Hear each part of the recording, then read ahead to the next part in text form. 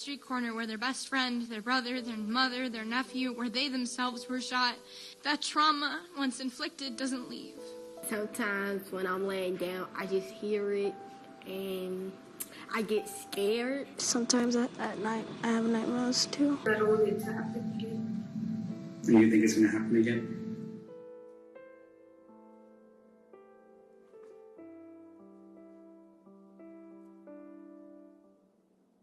We don't give the issue the seriousness that it needs, and I just want elected officials to take the issue a lot more seriously than we currently do.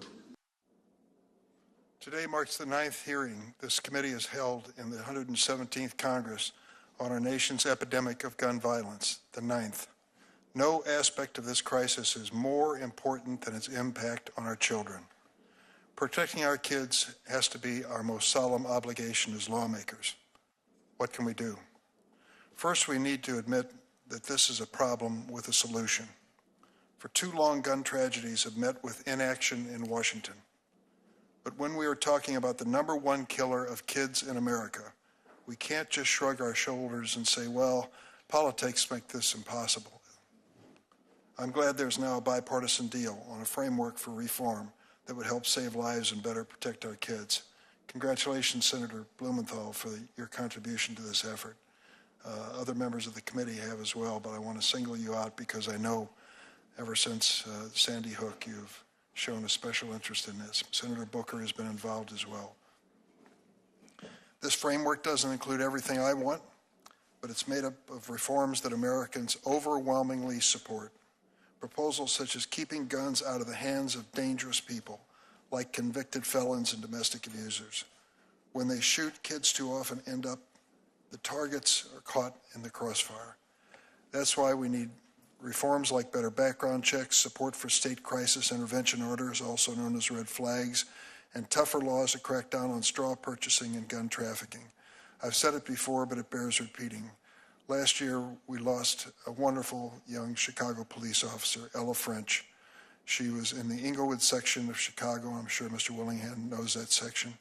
She was on duty at night, and unfortunately, at a traffic stop, she was gunned down, and her partner was seriously injured, lost the use of his right eye. It turned out that the gun that was being used to kill her was a straw purchase gun that had been purchased in Indiana by a man who admitted he had no criminal record and purchased it to give it to another man who was a convicted felon who ended up killing Officer French. That is the reality. I attended her memorial service with my wife, and I saw a sea of police uniforms coming to pay their respects to this wonderful young woman. So when we talk about straw purchasing, please don't dismiss it. To many of us, it's very, very important. This framework also recognizes that harms of gun violence go beyond bullet wounds. Gun violence is traumatizing an entire generation of American kids. American kids now fear a shooting could happen in their school any day. And in 27 American schools so far this year, it has. We saw how the mass murder of 19 fourth graders and 2 teachers at Robb Elementary in Uvalde, Texas, has shattered a community and shaken parents and children from coast to coast. But every shooting, whether it happens at a school in Texas or in a neighborhood in Chicago, leaves ripple effects across the community, particularly for the kids who witness it, who endure the loss of a loved one, who live in constant fear they might be the next victim. Often this trauma ends up fueling the cycle of violence. Decades of neuroscience tell us that when kids witness a shooting, it can harm their developing brains and make it harder for kids to form a healthy relationship, regulate emotions, and resolve conflicts. Helping children cope with traumatic experience is vital to breaking the cycle of violence. That's why I joined with Senator Capito in a bipartisan effort to introduce legislation called the Rise from Trauma Act to deliver services in schools and communities to address trauma. I want to also, at this point, make a mention in the record that 2 weeks ago I was in Chicago, and Lurie Children's Hospital hosted a meeting of young people from the neighborhoods with the most gun violence in Chicago. Susan Gordon Hayes is here this morning. I want to thank her and the hospital for their leadership on this issue. We closed the door, and this senator sat there and looked at these young people and said, "Tell me what I don't know about gun violence in your community." They had plenty to tell me. and a lot of it had to do with their life experiences, much different than our own, and why they are where they are today. The framework we're talking about on guns is a step forward. It's a step forward on trauma and mental health programs as well. It could boost programs that bring kids to a better path. Community violence intervention programs, when properly funded and administered, have shown real success in healing trauma. I've said it before and I'll say it again. After every horrific shooting, there is a debate over whether one reform or another could have prevented the last shooting. That misses the point. It's too late to prevent the last shooting. We need to act to prevent the next shooting. When it comes to gun violence in kids, we need to treat this like the public health crisis it is. Study the risk, identify precautions and interventions that work, and apply them. We should listen to the doctors and law enforcement leaders whose jobs are there to keep our kids safe. And we should listen to our children when they tell us what they're going through. Today we have a distinguished panel of witnesses, and I look forward to their testimony. Let me turn to my friend and fellow colleague, Senator Grassley of Iowa, for his opening remarks. Thank you, Mr. Chairman. Like all Americans, I'm heartbroken about the violence that in recent weeks have happened across America, from Uvalde, Texas, to even close to home in Ames, Iowa. Shootings are bringing pain to communities all across our country. The killing of innocent Americans, especially innocent children, is unbearable. It looks like we have a process in place in the Senate where looks like we're working together to pass legislation that will truly change this situation while protecting constitutional rights. There is so much more that we can do to protect Americans generally, but especially our children. First, school safety should remain a top priority. We must do more to intervene when both children and adults show signs of distress and other concerning behavior. I know I'm not alone in being sickened to hear again and again that a shooter showed the same predictable signs that we're mobilizing towards violence. We have to intervene. It looks like this framework that's we're hearing about is going to try to do that. One vital piece of legislation is the Luke and Alex School Safety Act. This bill was named for two victims of the tragic Parkland school shooting. We're honored to have Alex's father, Max, here with us today to speak about his advocacy on school safety and carrying on the legacy of his son. The bill provides information to schools on how to protect themselves. The bill was recently blocked on the Senate floor by the majority leader, but I'm hoping that we can move it forward very soon. One way that we can help stop violence in schools is to pass the Eagles Act. That's name comes from the mascot of the Marjorie Stoneman Douglas High School in Parkland, Florida. I wrote this bill after meeting with families who lost loved ones during the Parkland shooting and conducting oversight into the failure of the FBI and local law enforcement to act on credible warnings about the shooter. Thank you, Max, for supporting this bill. This is a bipartisan bill that would provide funding to support the Secret Service National Threat Assessment Center's efforts to conduct cutting-edge research into the prevention of violence. This bill would also enable that center to train more of our nation's schools in conducting threat assessments and early intervention. Unfortunately, this legislation is stalled during the last two Congresses. I pleaded with my colleagues to help move it forward this year. What happened in Parkland and now in Uvalde should never be allowed to happen again. As I've stated before, it is imperative that we keep firearms out of the hands of those who should not have them. This can be done through my legislation with Senator Cruz and Tillis entitled Protecting Communities and Preserving the Second Amendment Act. This legislation would improve the NICS system by incentivizing and ensuring that relevant records are uploaded in a timely and consistent manner. It would also strengthen criminal penalties for straw purchasing and lying and buying offenses. If passed, $20 million per year will be appropriated for 5 years so that the NICS program can be more effective than it is today. Mental health has taken a toll on Americans across the country, more so in recent years due to COVID-19 lockdowns.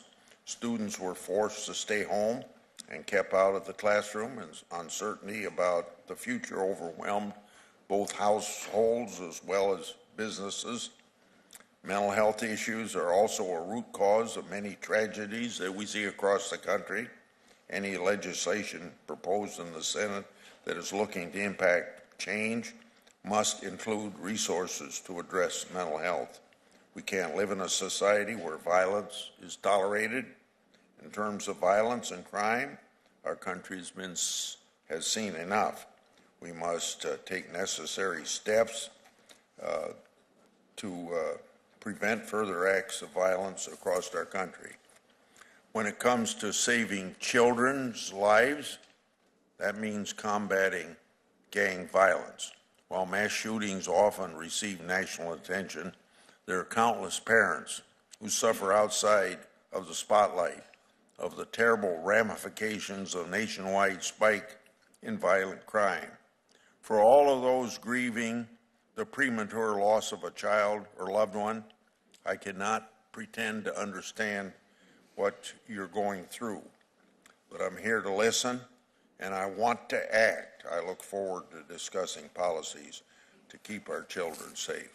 Thanks, Senator Grassley. And I want to just add, I did not see that Senator Cornyn had arrived when I was acknowledging those that are part of this effort to establish a bipartisan gun safety package. Thank you, Senator Cornyn, and I want to acknowledge that Senator Klobuchar has an important element in this package relative to domestic violence. So as you can see, many members of the committee are actively engaged in this, and we are hoping that we can move forward on a timely basis. Today we welcome 5 witnesses. I want to thank them for joining us. Before we swear them in, I'll briefly introduce the Democratic-sponsored witnesses, and Senator Grassley will introduce the Republicans. The first witness is Ernest Willingham of Chicago, 19 years old, student at Northeastern University in Boston studying health science. Grew up on the west side of Chicago. For those not familiar, that is a very dangerous area when it comes to gun violence. He's the youngest of 11 in his family, the first male in his family to graduate high school, well on his way to a career in the medical field, already worked as a medical assistant and clinical assistant. Ernest, we're glad you're with us. Dr. Moira Szilagyi, did I get it? Good. Moira Szilagyi is a pediatrician and professor of pediatrics at UCLA. She's the division chief of development and behavioral pediatrics. Currently serves as president of the American Academy of Pediatrics. The AAP is an organization of 67,000 pediatricians dedicated to the health, safety, and well-being of infants, children, adolescents, and young adults. She completed her MD and PhD in pediatric residency at the University of Rochester. Chief Jeri Williams has served since 2016 as the police chief of Phoenix, the largest police agency in the state of Arizona. She currently serves as president of the Major Cities Chiefs Association. 32-year law enforcement veteran. Prior to serving as chief in Phoenix, she was chief in the city of Oxnard, California. Bachelor's degree from Arizona State, master's degree in education from Northern Arizona University. Now I turn to Senator Grassley. Yeah. First, I introduce Max Schachter. Max is the executive director of Safe Schools for Alex and father of Alex Schachter, who was tragically murdered Valentine's Day 2018 at the Marjorie Stoneman Douglas High School shooting. Max is a national school safety advocate who works to ensure access to best practices and resources for students, parents, and school districts and law enforcement. We're thankful for your testimony and your passion and your expertise on this subject. Our next witness is Amy Swear. Amy is a legal fellow at the Heritage Foundation, Edmund Mises III Center for Legal and Judicial Studies, where her scholarship focuses on, among other things, the Second Amendment, overcriminalization, school safety, and the intersection of gun violence and mental health. She was a driving force behind the Heritage's School Safety Initiative, which was developed after the tragic 2018 school shooting in Parkland, Florida, to ensure more voices were included in national conversation on gun control and student safety. Thank you for being here, Amy and Max. Thanks, Senator Grassley. We'll have our opening statements by our witnesses of 5 minutes and then 5 minutes of questioning from each senator. And I'll start with the traditional oath. I ask the witnesses to please stand. Raise your right hand. Do you affirm the testimony you're about to give will be the truth, the whole truth, and nothing but the truth, so help you God? Thank you. Let the record reflect that the witnesses have answered in the affirmative. Mr. Willingham, please proceed with your opening statement.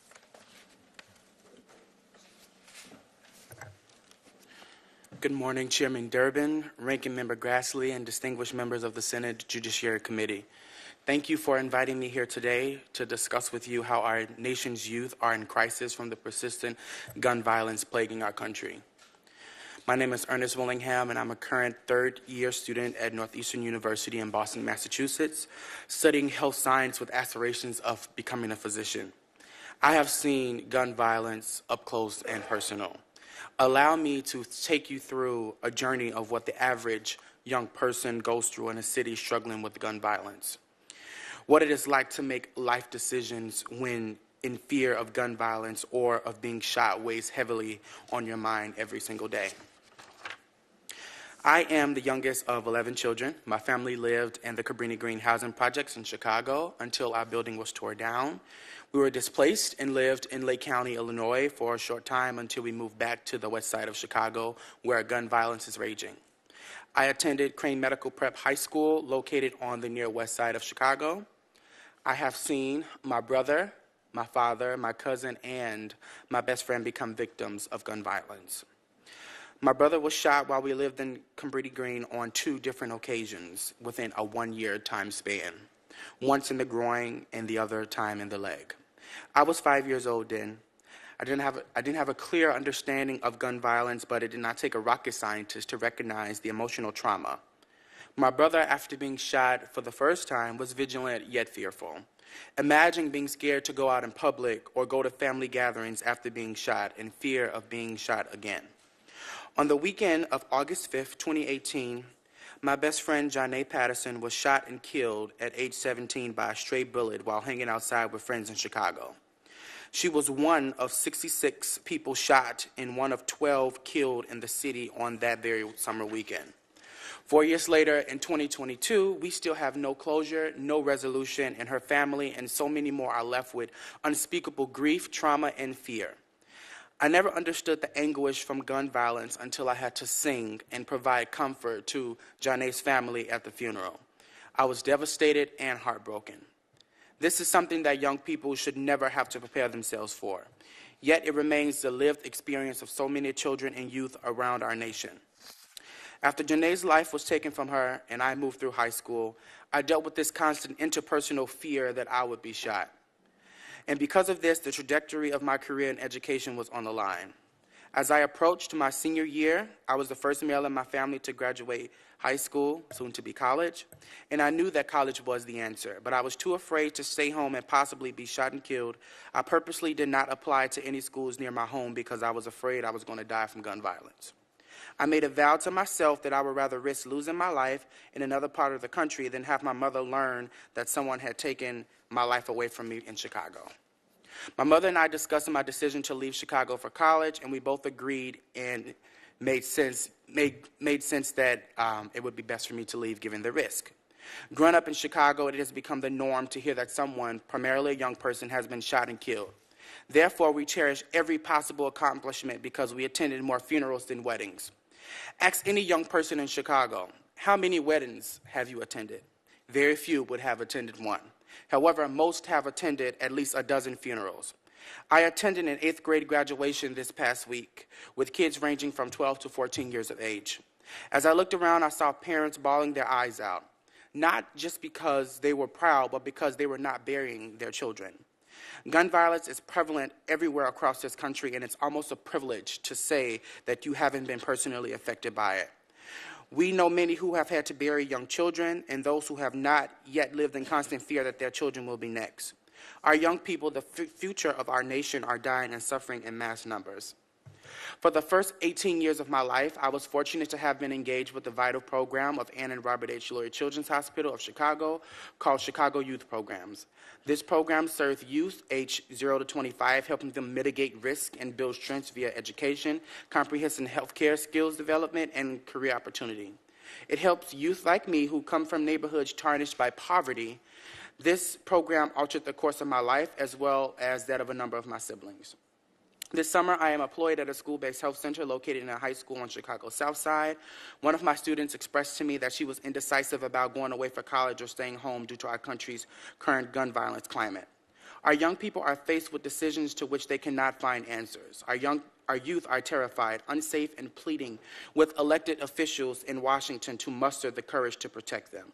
Our society, our government, our leaders must protect youth from gun violence. The task is monumental. The statistics on gun and mental health are mind-numbing, sobering, and alarming. For the sake of time, committee members, please refer to my written testimony for the statistics on gun violence, but there's one I would like to share. In 2017, young black males were 13.7 times more likely to die from a firearm-related homicide than non-black males in Chicago. We have wasted enough time discussing this issue, and now it is the time we pass legislation to stop the killing of innocent persons. We are better than this as a country, and we can solve this crisis. Gun violence is a multifaceted issue. We can point the finger at the folks holding the gun. We can blame it on single-parent households, and we can even blame it on lower-income neighborhoods. But until the legislative branch takes a stand to save our children, we are pointing the finger right back at you. Just over the past week, there has been at least 377 deaths and 804 injured from gun violence. Senators, consider yourselves responsible. It is the responsibility of the legislative branch of this government to initiate stricter gun laws and uphold a standard of safety for all people across this country. We cannot continue to allow what Janae Patterson's mother experienced to become the norm for families and fathers across the country. As another day passes without proper steps being taken, the young people of our nation, are holding the legislative branch accountable for each life that is taken away while we wait.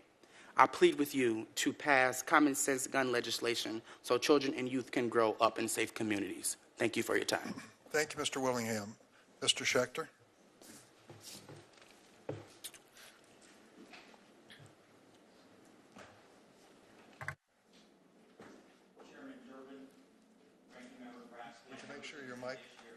Make sure your mic's on.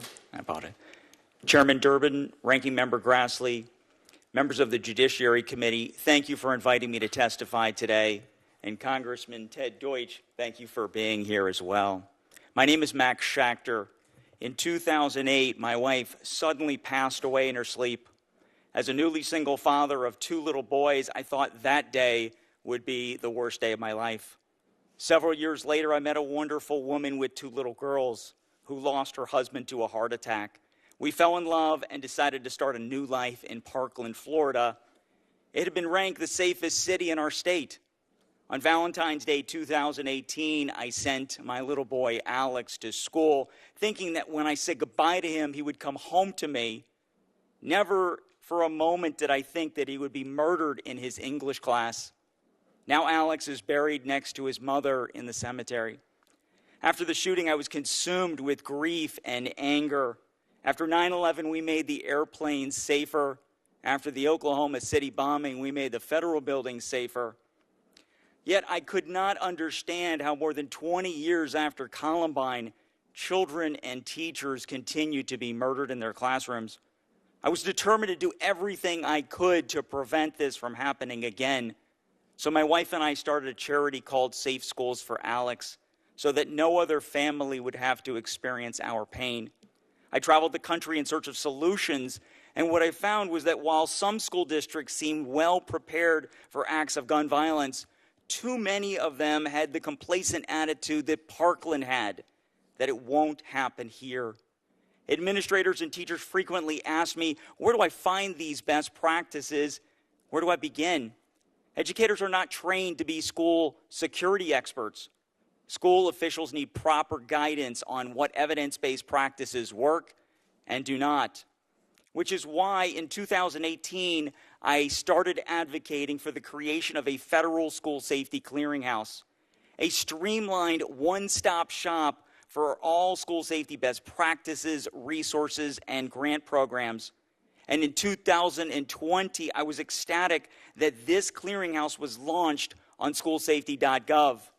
Schoolsafety.gov features materials from the Departments of Education, Justice, Homeland Security, and Health and Human Services.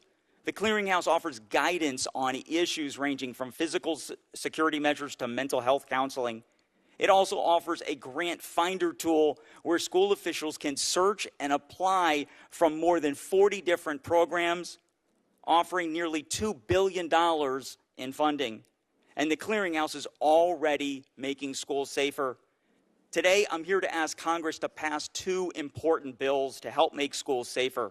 The first is the Luke and Alex School Safety Act, named in memory of my little boy, Alex, and his good friend, Luke Hoyer. The bill, known as LASA for short, would codify the federal clearinghouse I just described into law. LASA would make the clearinghouse permanent, and it would require the Secretary of Education to actively inform all school districts around the country of the important resources it provides. The second bill is the Eagles Act, named after Alex's high school mascot, the Marjorie Stoneman Douglas Eagles. The U.S. Secret Service uses threat assessments to protect the president and senior government officials. Law enforcement uses threat assessments to prevent mass shootings. Our children deserve the same protection. The Eagles Act would direct the National Threat Assessment Center of the Secret Service, known as NTAC, to expand their mission to include school safety and provide them the necessary resources that they need to help schools prevent violence before it happens. Since 2000, NTAC has delivered nearly 2,400 training sessions to over 230,000 public and private sector participants on how to conduct threat assessments and prevent targeted violence. I've had the privilege to work alongside NTAC and its chief, Dr. Lena Alathari, and I can tell you that their training has been so effective that schools have almost immediately applied what they have learned to prevent attacks. Protecting our kids from gun violence requires us to do everything we can to make schools safer. I'm grateful for the bipartisan support I've received for both LASA and Eagles. And now is the time to pass into law the legislation that the Parkland families have been working on for 4 years. We cannot focus on school safety only when a tragedy happens. School safety must be a year-round priority. By passing LASA and Eagles, we can help save lives and prevent the next Uvalde and Parkland. Thank you very much. Thank you, Mr. Schachter. Dr. Szilagyi is president of the American Academy of Pediatrics and is recognized at this time. Thank you.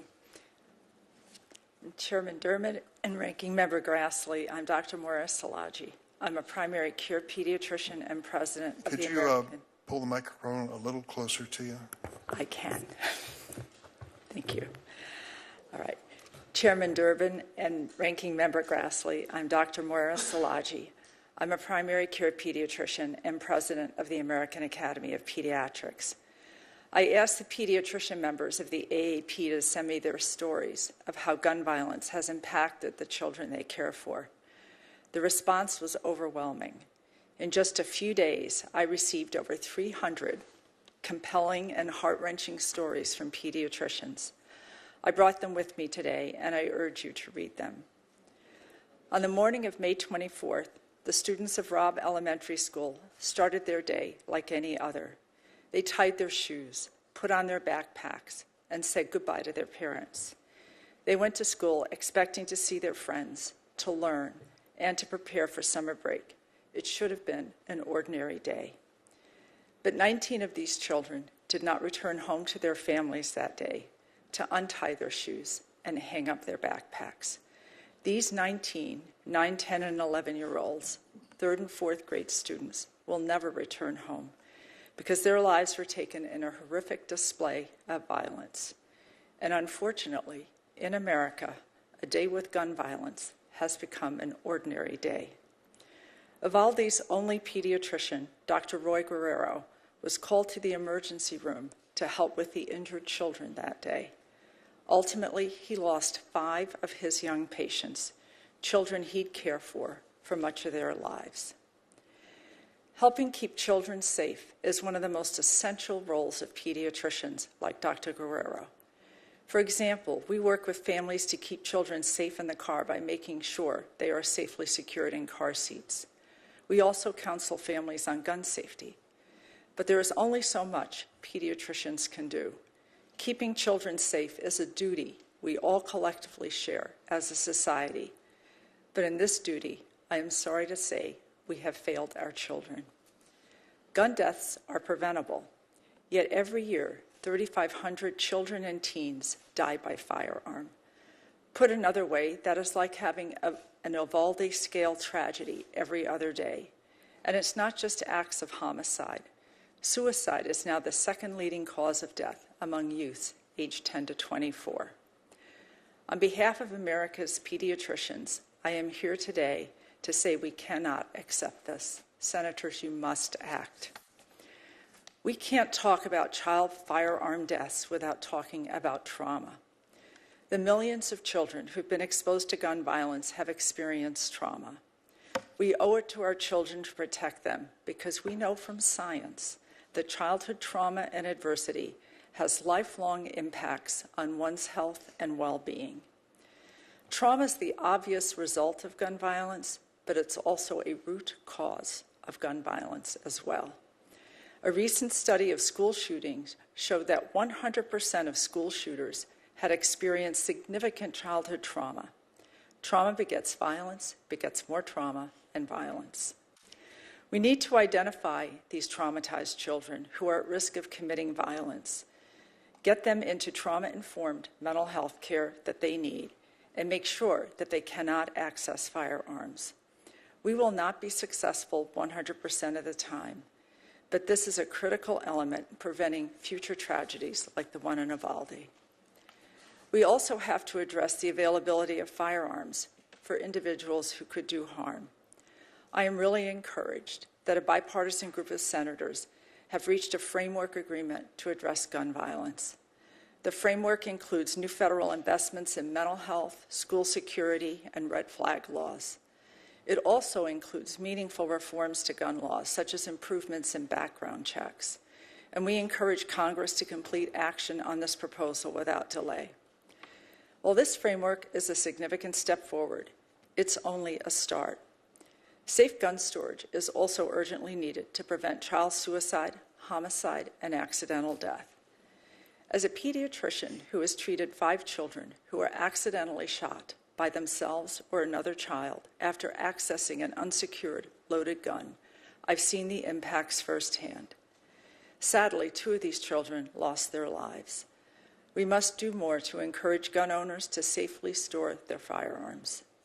We also need to address the ease of purchasing assault weapons and fill the significant gaps that remain in background checks. And lastly, we call on Congress to increase the federal investment in public health gun violence prevention research. While we know some of what works, we must never stop learning better strategies to keep children safe. Thank you for listening. Our children are counting on you. Thank you, Doctor. Ms. Swear. Chairman Durbin, Ranking Member Grassley, and distinguished senators. We're holding this hearing on juvenile gun violence today for one simple reason. The kids are not all right. But the reasons why they're not all right are far more complex than our current national dialogue often admits. Despite some horrific high-profile mass school shootings in recent years, these are just a fraction of a % of the problem. And I know, how can I possibly sit here next to a witness who lost a child at Parkland and when we're still burying kids after Uvalde and say that? I don't expect that statistical probabilities make any parent feel the least bit better when mourning the loss of a child. The rarity doesn't lessen their pain or make it any less traumatic, and these shootings devastate communities. But numbers matter when shaping public policy to keep the nation's kids safe. An average of 10 students are killed by gunfire on school property during school hours every year. That's 10 too many. That number should be 0. We can and should make our schools safer. But schools are not where most of our kids are dying. The vast majority of juvenile gun deaths are out-of-school suicides and homicides, neither of which receives nearly as much attention. And suggesting that the problem is simply guns does everyone a disservice. The problem is deeper. Our kids are suffering from a decades-long downward spiral of mental and emotional unwellness, and it's leading them to take their lives at increasing rates, especially since the beginning of the COVID-19 pandemic. Well over 1,000 high school-aged teens killed themselves with firearms last year. Over 1,000 more killed themselves without a firearm. Our kids are also increasingly uninterested in going to school, with chronic absenteeism rates in major districts this year reaching as high as 40%. This, unsurprisingly, correlates with kids increasingly engaging in serious criminal behaviors that make it more likely they'll victimize others or become victims of gun violence themselves. You can find far more examples in the last school year of teenagers being shot specifically by armed victims while engaging in criminal activity than of teenagers being shot in schools. So what's the federal role in all of this? Because that's the question. That's why we're all here today, right? Well, we know it doesn't work. Banning certain semi-automatic firearms or standard capacity magazines are not serious solutions, and they're based more on irrational fear than on data or on the Constitution. They become even less serious in the context of juvenile deaths, where most of these kids are already unable to lawfully purchase any firearms and are overwhelmingly using or being victimized by criminals with illegally possessed handguns. So instead of wasting too much time on what won't save our kids, I'm going to highlight 3 solutions out of the many proposed in my written submission, which I hope you read. Number 1, allow schools to shift unused COVID funds to school security and mental health. Physical security matters. Swift, armed responses to threats, whether mass shootings or any other threat, matter. Student access to mental health resources matters. Schools have access right now to over $100 billion in already allocated COVID relief funds. They can and should be able to use it in the short term to hire mental health professionals and invest in physical security needs as a short-term solution, giving them flexibility over the next few years to cut administrative bloat and prioritize long-term spending where it will be most effective. Number 2, authorize true behavioral threat assessment research and training. Most state and local agencies lack any coherent system for analyzing threats in their own communities. Meanwhile, many federal agencies have decades of training and experience with behavioral threat assessment. Congress can facilitate this process of taking these strategies that we know work at a federal level to prevent targeted mass violence and retooling them in a way that makes sense for state and local entities. Number 3, provide healthier, more stable environments for our kids. The root of the problem is not guns. It's the underlying causes that create violent environments in the first place. Parents, and especially low-income and working parents, need more choices when it comes to accessing mental health care for their kids. They also need more choices when it comes to adequate learning environments. Studies and statistics clearly show that when parents can more easily remove their kids from schools where they are bullied, face violent threats, or are not otherwise receiving necessary resources, it alleviates the risk of suicide and the likelihood that they will participate in criminal behaviors that are most associated with violent outcomes, like gun-related death and injury. Kids deserve educational environments where they feel safe and are most likely to develop into thriving adults, regardless of income or zip code. Senators, it's clear that the kids are not all right. They're increasingly suicidal. They're increasingly engaging in serious criminal behaviors. They're increasingly deciding that school just isn't worth it, and we are watching as their futures and their lives vanish. We are losing our kids. And if we don't act soon and act to stem these problems at the source, it won't just be the kids that we're losing. We will lose an entire generation of adults as well. And I look forward to your questions. Thank you, Ms. Swear. Chief Williams. Good morning, Chairman Durbin and Ranking Member Grassley and distinguished members of this committee. Thank you for the opportunity to participate in today's hearing. Yesterday in Phoenix, the 9th of one of my officers was shot in the line of duty. Had it not been for her vest that she is wearing, I wouldn't be sitting here today. I would be in Phoenix planning for another funeral. I appear before you today as a police chief in Phoenix, Arizona. I also serve as the president of the Major City Chiefs Association. It is my honor to testify on behalf of my MCCA colleagues. Nearly every major city in the United States is grappling with rising gun violence. The nature of many of these shootings is extremely troubling. These incidents often involve multiple victims and trigger pullers. For example, in Phoenix again, a few weeks ago, a shooting in Phoenix killed 1 and injured 8. The increase in gun violence is having a significant impact on America's youth, as previously mentioned. The number of juveniles killed and injured by gun violence has increased sharply over the past few years. However, that impact also goes well beyond the victims. Sadly, many MCCA members have reported an increase in the amount of gun violence perpetrated by juveniles. This has created a vicious cycle because today's suspect is often tomorrow's victim. It's incredibly troubling to see such a disregard for the sanctity of life at a young age. Youth in major cities, especially communities of color, have become desensitized to the persistent gun violence in their communities.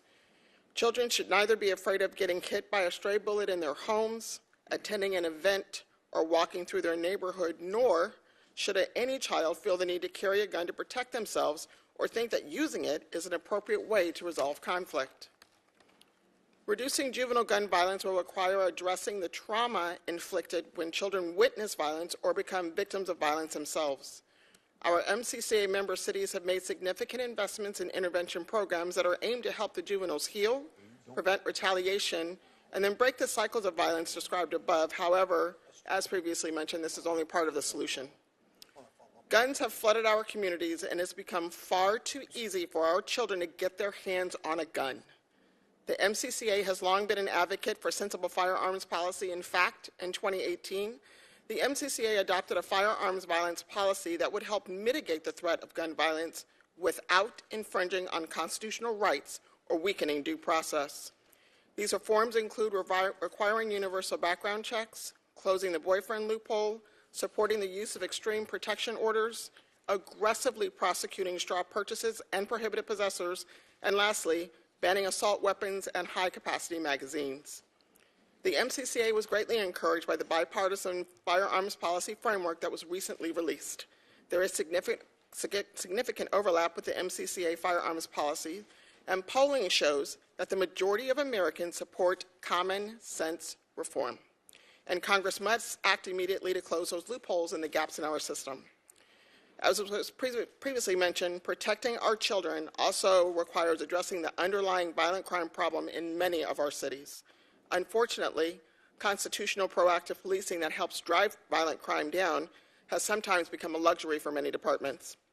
Law enforcement needs additional resources to bolster its response to violent crime and gun violence. An overall lack of accountability for violent offenders is contributing to the rise in gun violence. In some of our major cities, district attorneys are not prosecuting serial firearm offenders. Judges continue to release violent offenders on low or no bond.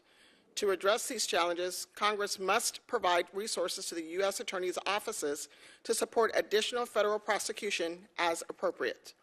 Additionally, we know that approximately 60% of the districts do not have a Senate-confirmed U.S. attorney. A confirmed U.S. attorney is a key partner in local law enforcement's fight against violent crime. Local law enforcement continues to do everything in our power to protect our communities from gun violence, and unfortunately, the brave officers on the front line, as the one that I mentioned previously, have not been spared.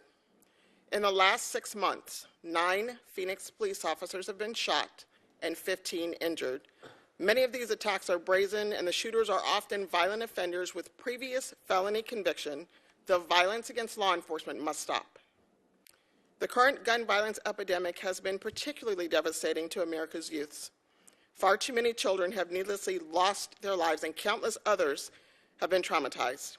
These children are our future, and we must do everything in our power to protect them from the threat of gun violence.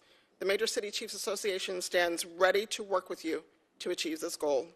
Thank you again for this opportunity, and I look forward to any questions the committee may have. Thank you, Chief. And now each member will have 5 minutes to ask questions. I want to start with you, if you don't mind, Chief Williams. Yes, thank you.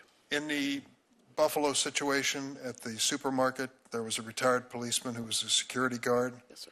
And when the shooter came in with his AR-15 and started shooting randomly the customers in the store, he pulled out his handgun and he was gunned down by this AR-15 as well. He was clearly outgunned at that scene.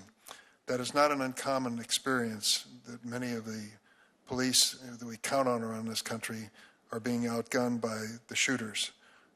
Is there a response that you would think could make it safer for the police that you represent? So thank you, Chairman Durbin, for that question. We are outgunned. We're outgunned, we're outmanned, we're outstaffed. We do need responsible gun legislation. We do believe that there should be a ban on assault weapons and high-capacity magazines in order for us to properly serve and protect our community. Dr. Szilagyi, you heard Mr. Willingham tell the story of growing up in Chicago and what he's been through and what he's witnessed and what he hears from his friends. Can you tell me a little bit, I think that would fit into the adverse childhood experience for sure, the trauma situation. Can you tell me, I'm trying to look for a hopeful sign here.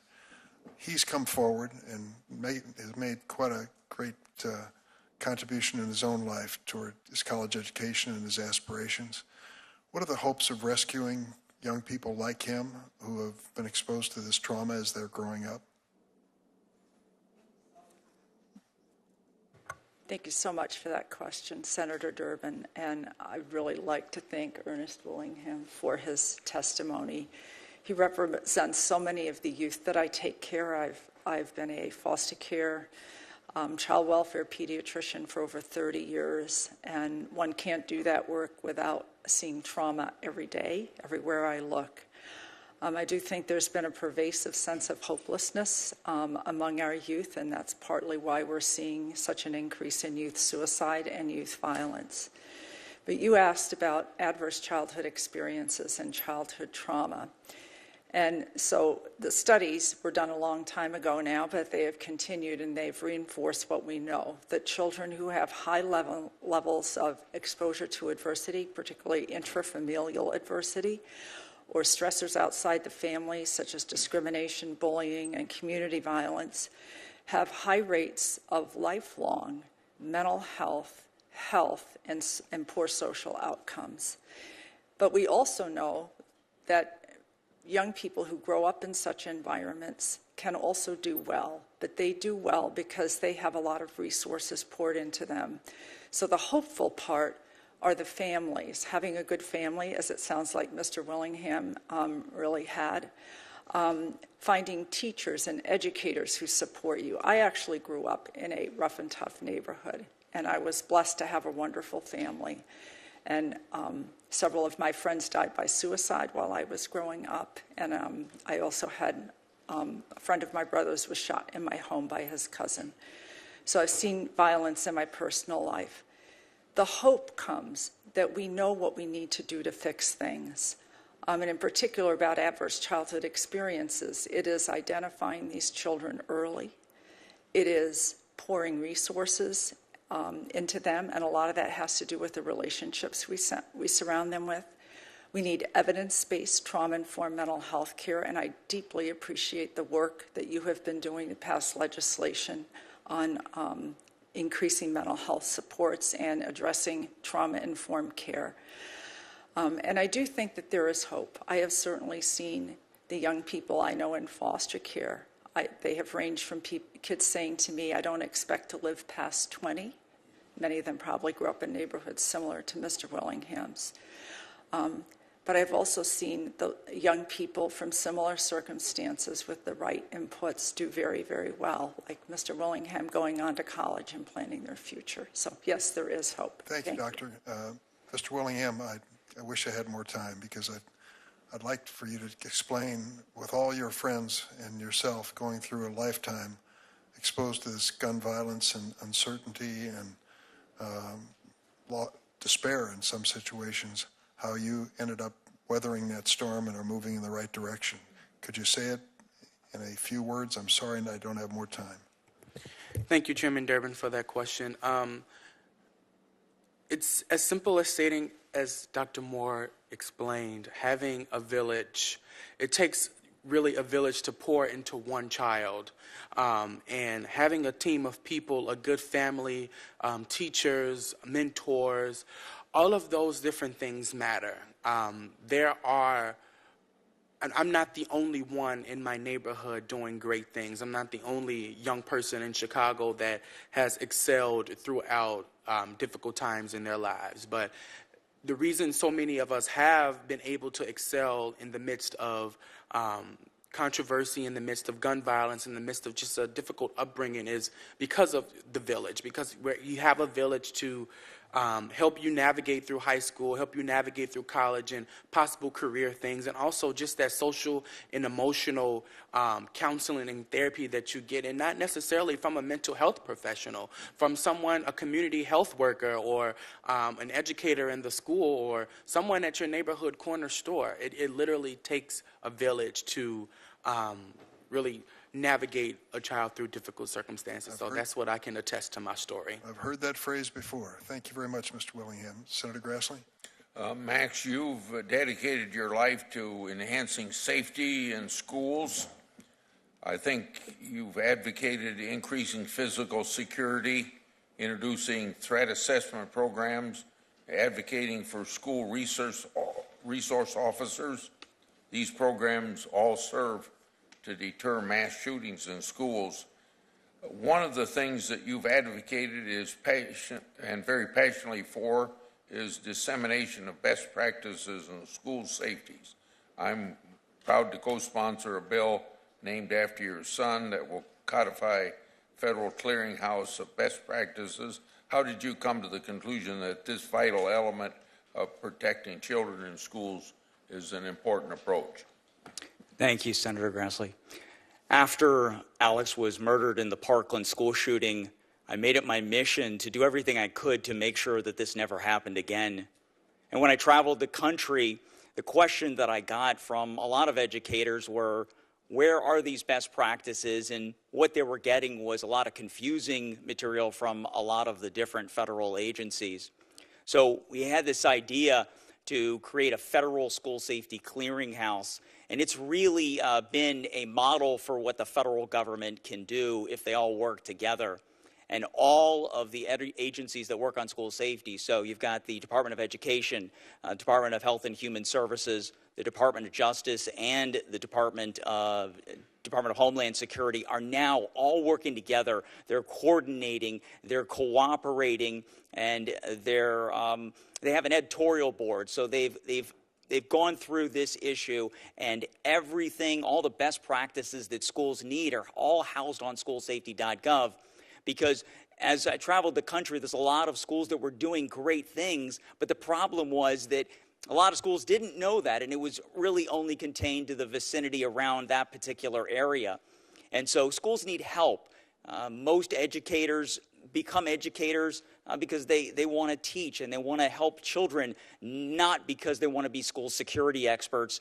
There's only one program that I know of that is the most successful that teaches teachers about school safety in college, and that is at the Indian River State College in Florida.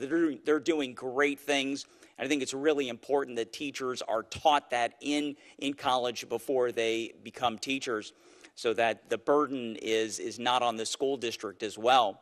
So this clearinghouse that is formed is doing wonderful things. Not only do they have a place to have best practices, they also have a consolidated place for grant dollars. So on the site, school districts can go on their new grant finder tool.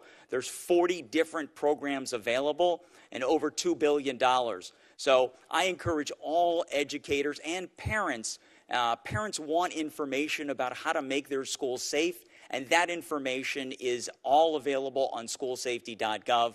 And schools that are curious about what they should do first and where their gaps are, they have a school readiness tool where all they do is they fill out a 10-question questionnaire on the site, and that'll tell them, based on their answers, that'll tell them what they should be doing first, what they should be doing second, where their gaps are in school safety, and then based on their gaps, it directs them to grant dollars. So I really hope that this Congress will pass the Luke and Alex School Safety Act, and that is included in the new bipartisan agreement on gun safety. This will have to be my last question to Max and to Amy. The Threat Assessment Center data shows over 80% of the active shooter events lasting less than 5 minutes.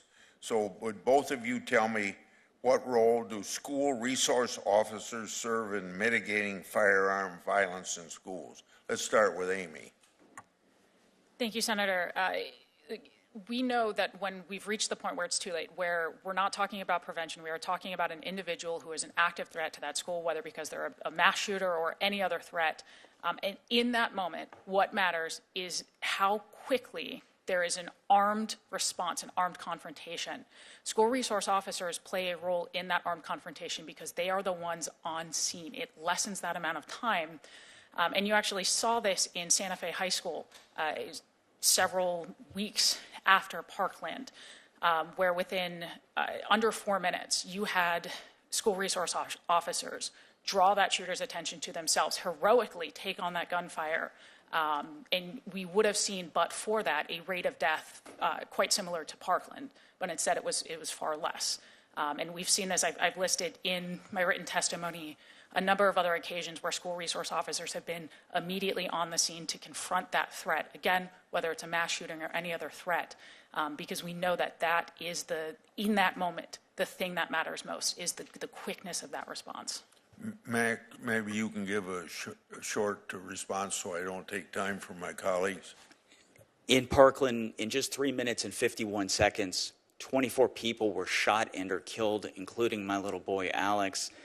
And school resource officers are critical to being on scene. In Florida, we are the only state in the country that we've mandated that every K through 12 school, there has to be an armed security officer. When these incidents happen, the most important thing is that they stop the killing and then stop the dying. And I just wish they were sooner. But you know, all other thing that needs to be addressed is the law enforcement response in Parkland. We had 9 sheriff's office deputies that waited outside. We saw the same thing in Uvalde. Law enforcement needs to do better at the training. When the Broward Sheriff's Office was only conducting active shooter training every 3 years, that is not sufficient, and we saw the result.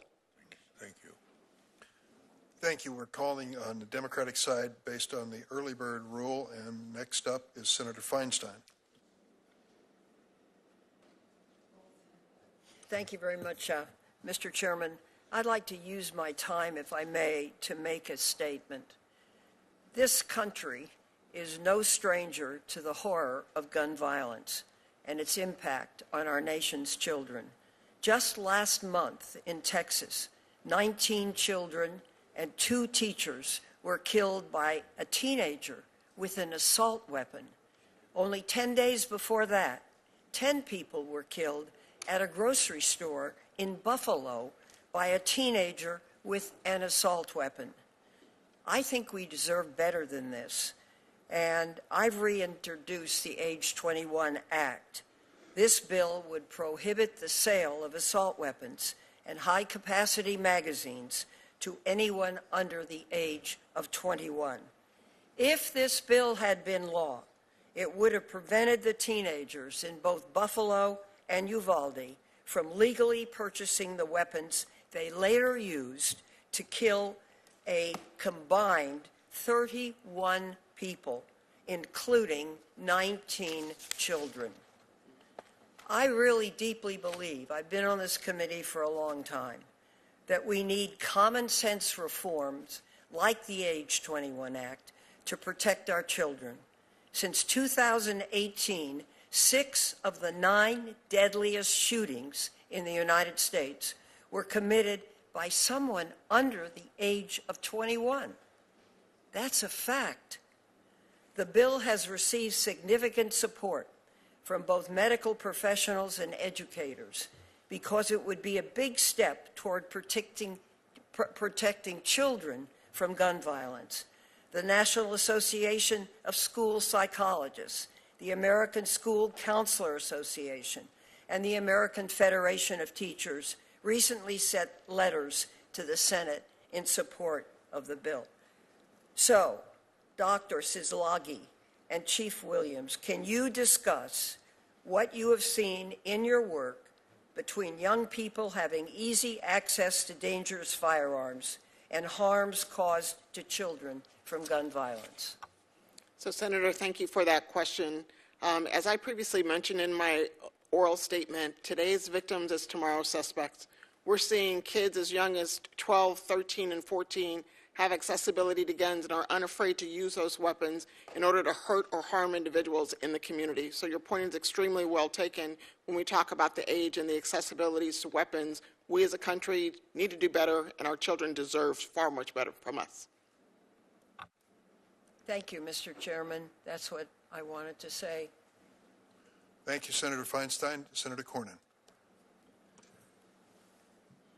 Thank you, Mr. Chairman. After the shooting in Uvalde, like Buffalo, like Florida, like in Colorado, every time one of these shootings occurs, we hear people say, do something. Do something. Unfortunately, there are also people who say, do nothing. And I, for one, am not going to be part of that cause as long as parents fear for the safety of their children in their schoolroom and children fear being in the classroom. I firmly believe there are things that we can do that do not infringe the constitutional rights of law-abiding citizens. I don't think we're talking about law-abiding citizens committing mass shootings or committing crimes. We're talking about criminals, we're talking about people with mental health crises, and then we're talking about other things we need to do to harden our schools, to use best practices, and provide resources for our mental health treatment at the community level. I think our mental health delivery system in America is a scandal. And we have a plan. Senator Stabenow, Senator Blunt have a great piece of legislation we hope to be able to pass as soon as next week that would provide massive investment in community-based mental health care. So police have some place to take someone suffering a mental health crisis other than the jail. People suffering mental health crisis have somewhere to go other than the emergency room.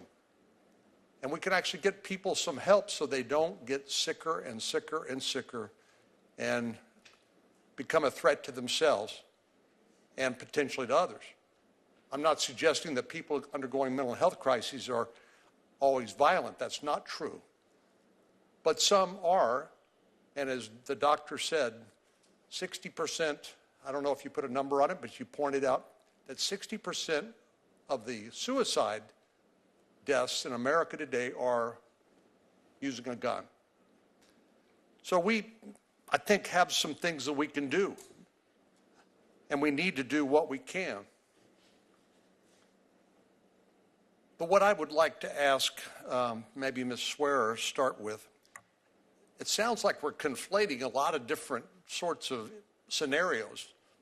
The shootings in Chicago, which occur on a very frequent basis,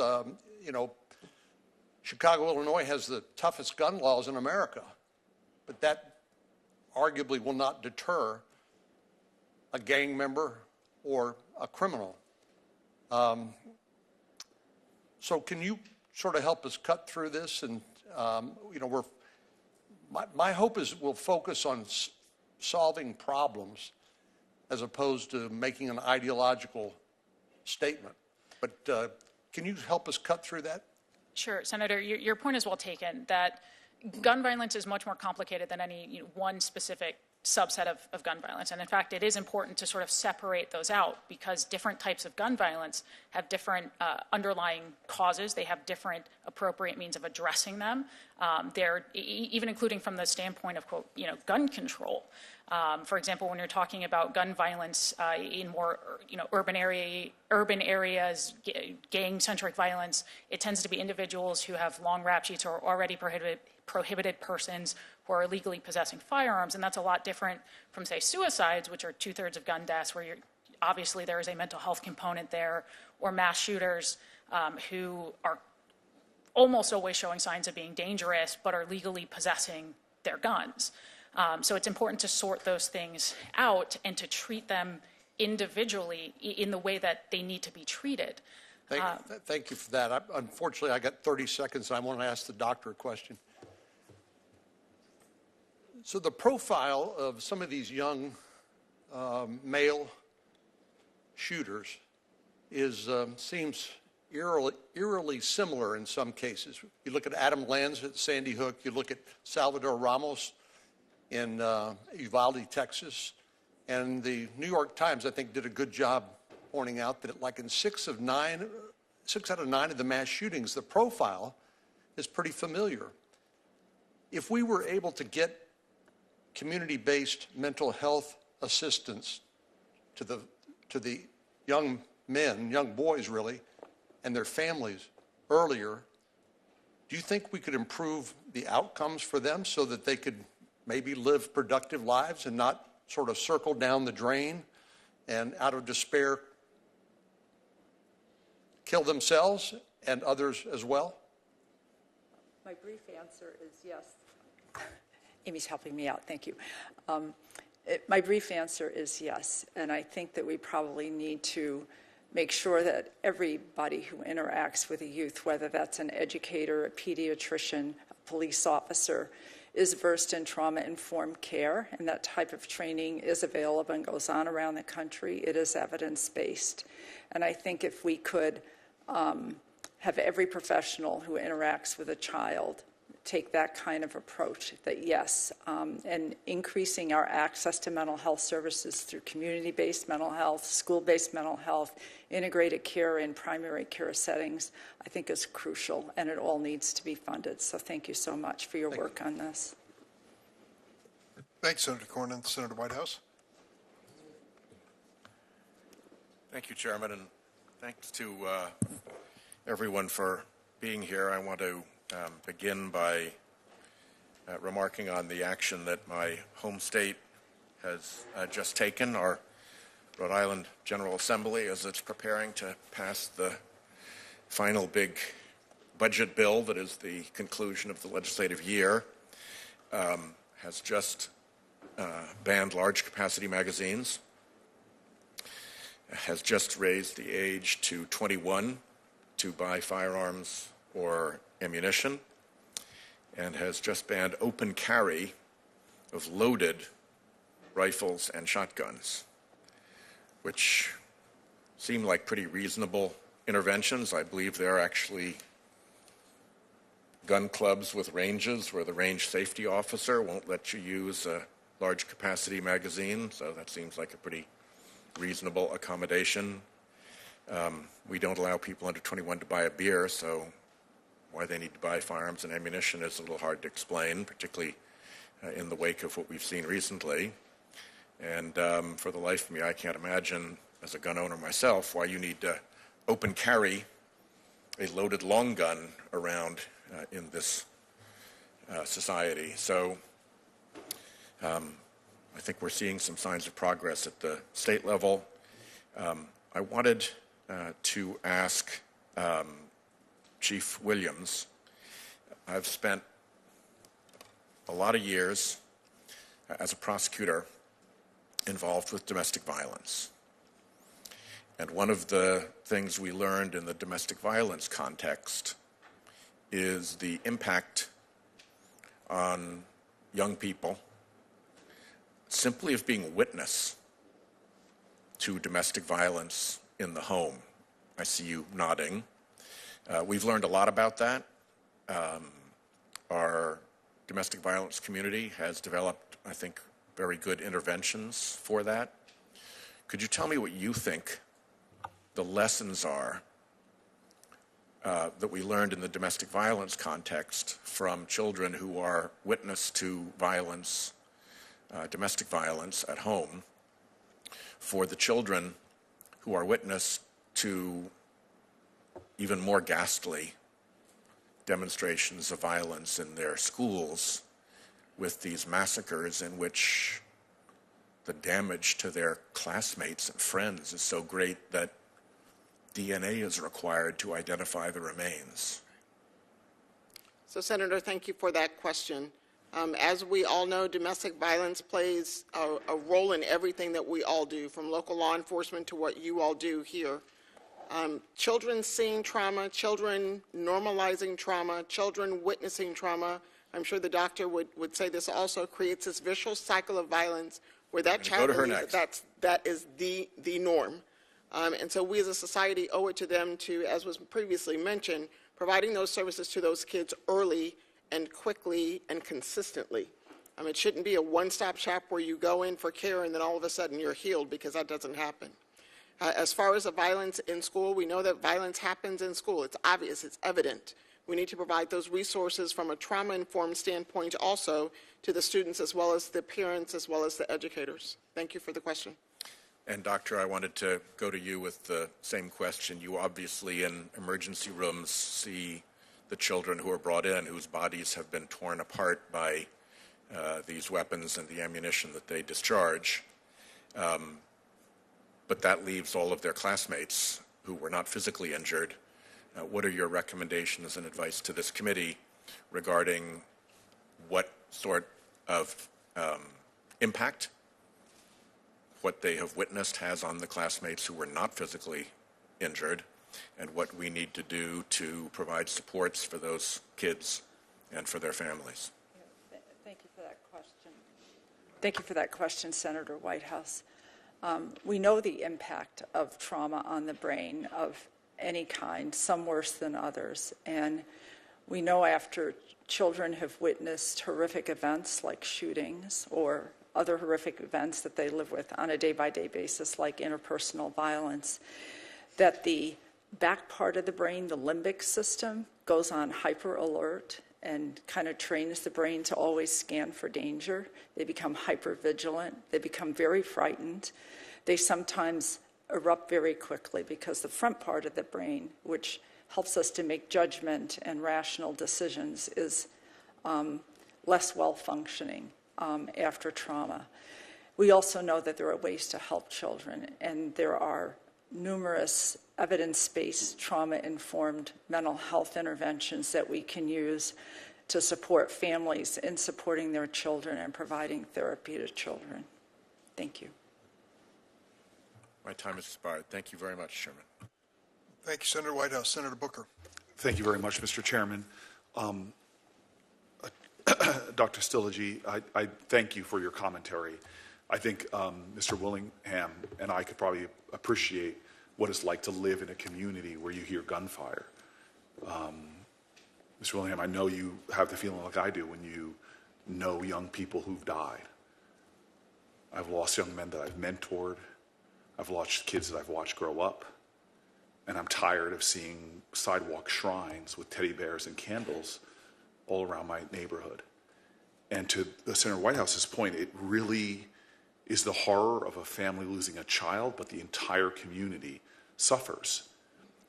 Chief, I know you know this, when in communities like mine, when it's 4th of July is coming up, and I know what will happen when fireworks go off. Parents will tell me stories about their kids hiding under beds, calling the police, hiding in closets, and you see what that constant cortisol pumping in the brain does to their development, to their interactions with others. We had a kid bring a gun to school in my city just last week, not because he was seeking to hurt anybody, because he thought he needed it for protection. I have been championing a bill for a long time. It got included in the Build Back Better program called Break the Cycle of Violence Act, and it's for community violence intervention. I'm hoping it makes it into this bipartisan compromise, some resources. I really appreciated the testimony of Ms. Swearer, who we should follow the evidence, follow what works. Well, the data from places like Oakland are amazing with how much we can drop violence. And for instance, funding for hospital-based violence intervention programs that provide intensive counseling, peer support, case management, mediation, social services make a difference. And so I was wondering if you could affirm that. It's not, again, we talk about the guns, which I want to talk about, but we know that for the mental health, for the well-being, for communities that are grappling with this, there are other approaches that show massive reductions in violence. Thank you for that question, Senator Booker. I think that they all have a common thread running through them. Yes, there are evidence-based interventions that have shown tremendous success. And I think the common thread comes out of the science of resilience, where we know that when the brain gets flooded by a hormone called oxytocin, when there's a positive relationship in a child's life or a positive support group, that activates the relationship or the affiliation network of the brain.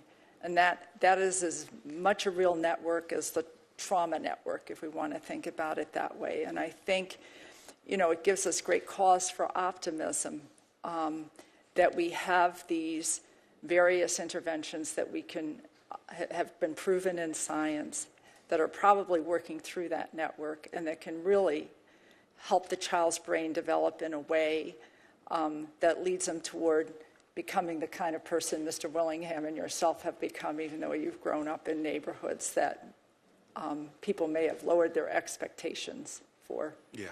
What fear does to a community, not to mention the economic impact. I remember we had a shooting at an IHOP. They canceled their night shift. People lost jobs. It is a horrific thing that it does to our communities.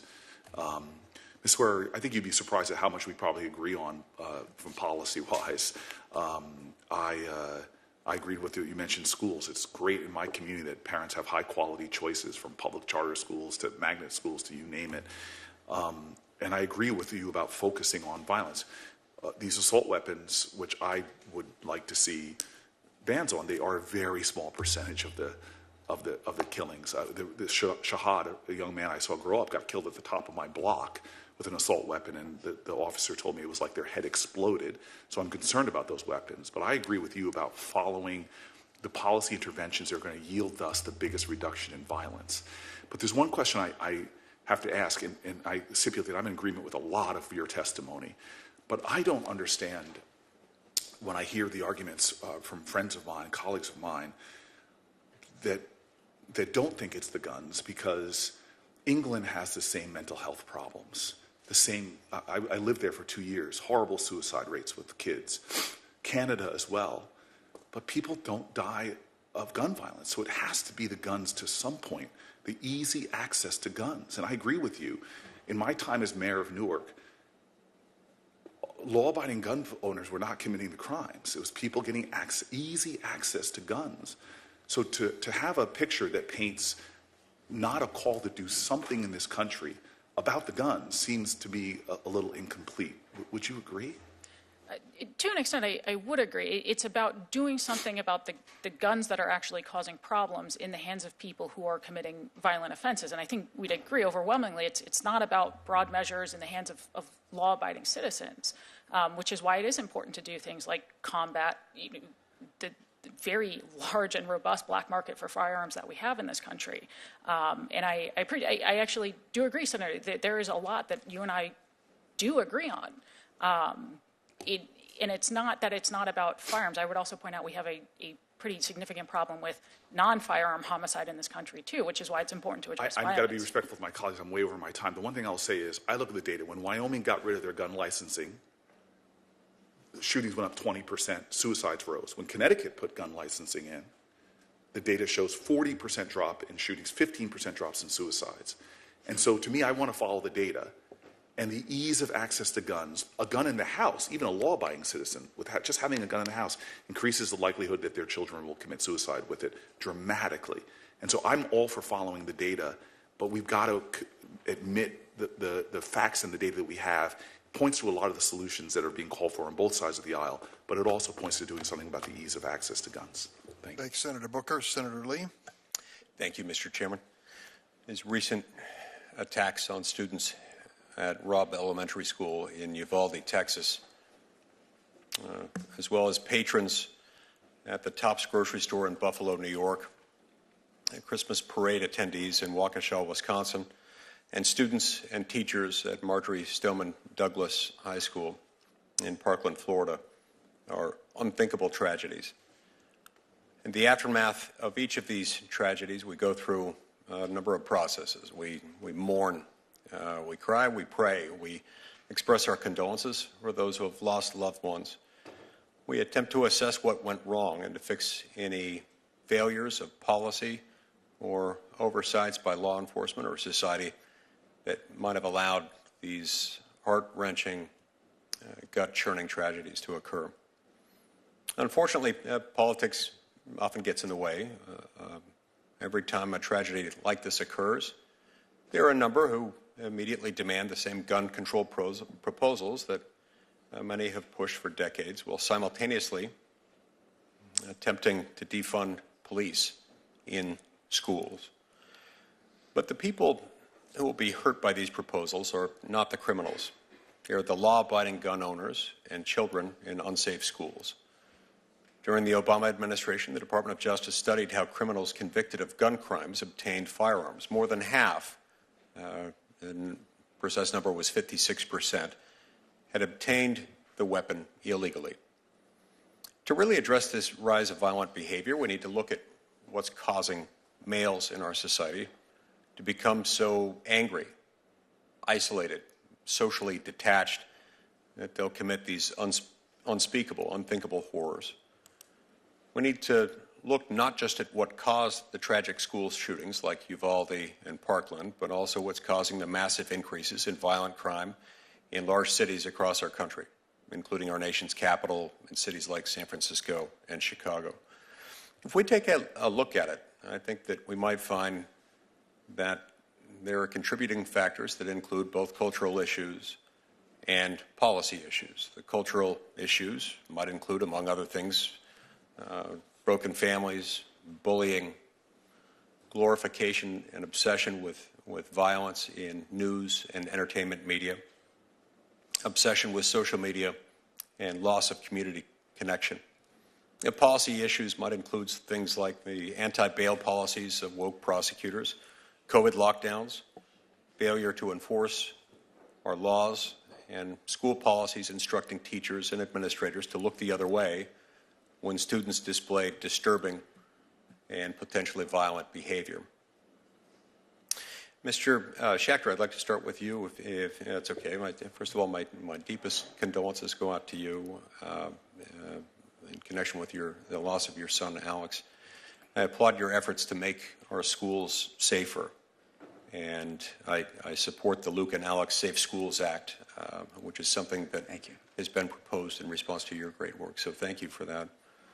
Now, following the shooting at Marjorie Stoneman Douglas High School, we found that the shooter displayed incredibly troubling and violent behavior.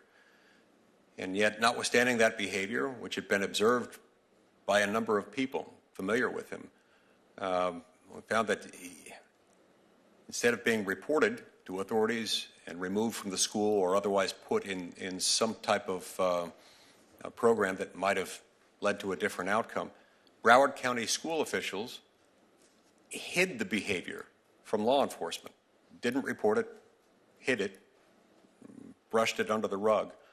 Why would schools hide? Why would they go to such lengths to hide violent behavior? I don't quite understand this. Why wouldn't they just report this troubled, violent individual to law enforcement or otherwise take action?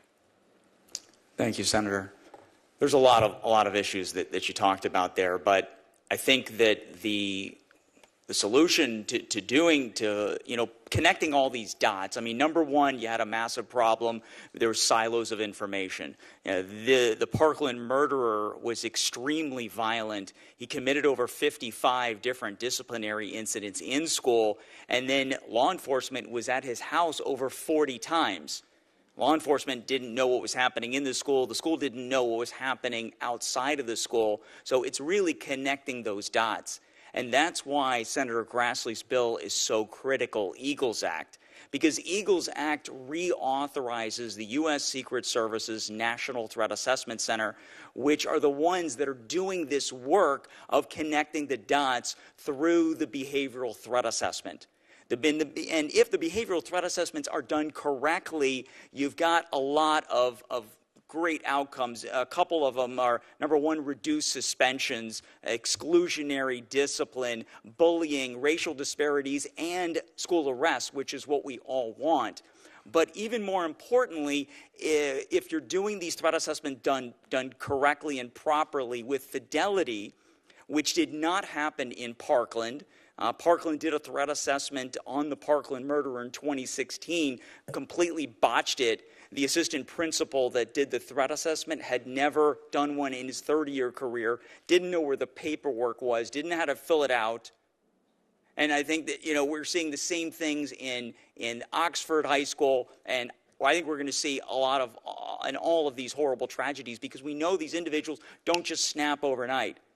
They exhibit concerning behavior ahead of time, and that's why, if we can pass the EAGLES Act, that will reauthorize the Secret Service's National Threat Assessment Center to do what they're doing and pass and teach more school districts to do threat assessments properly.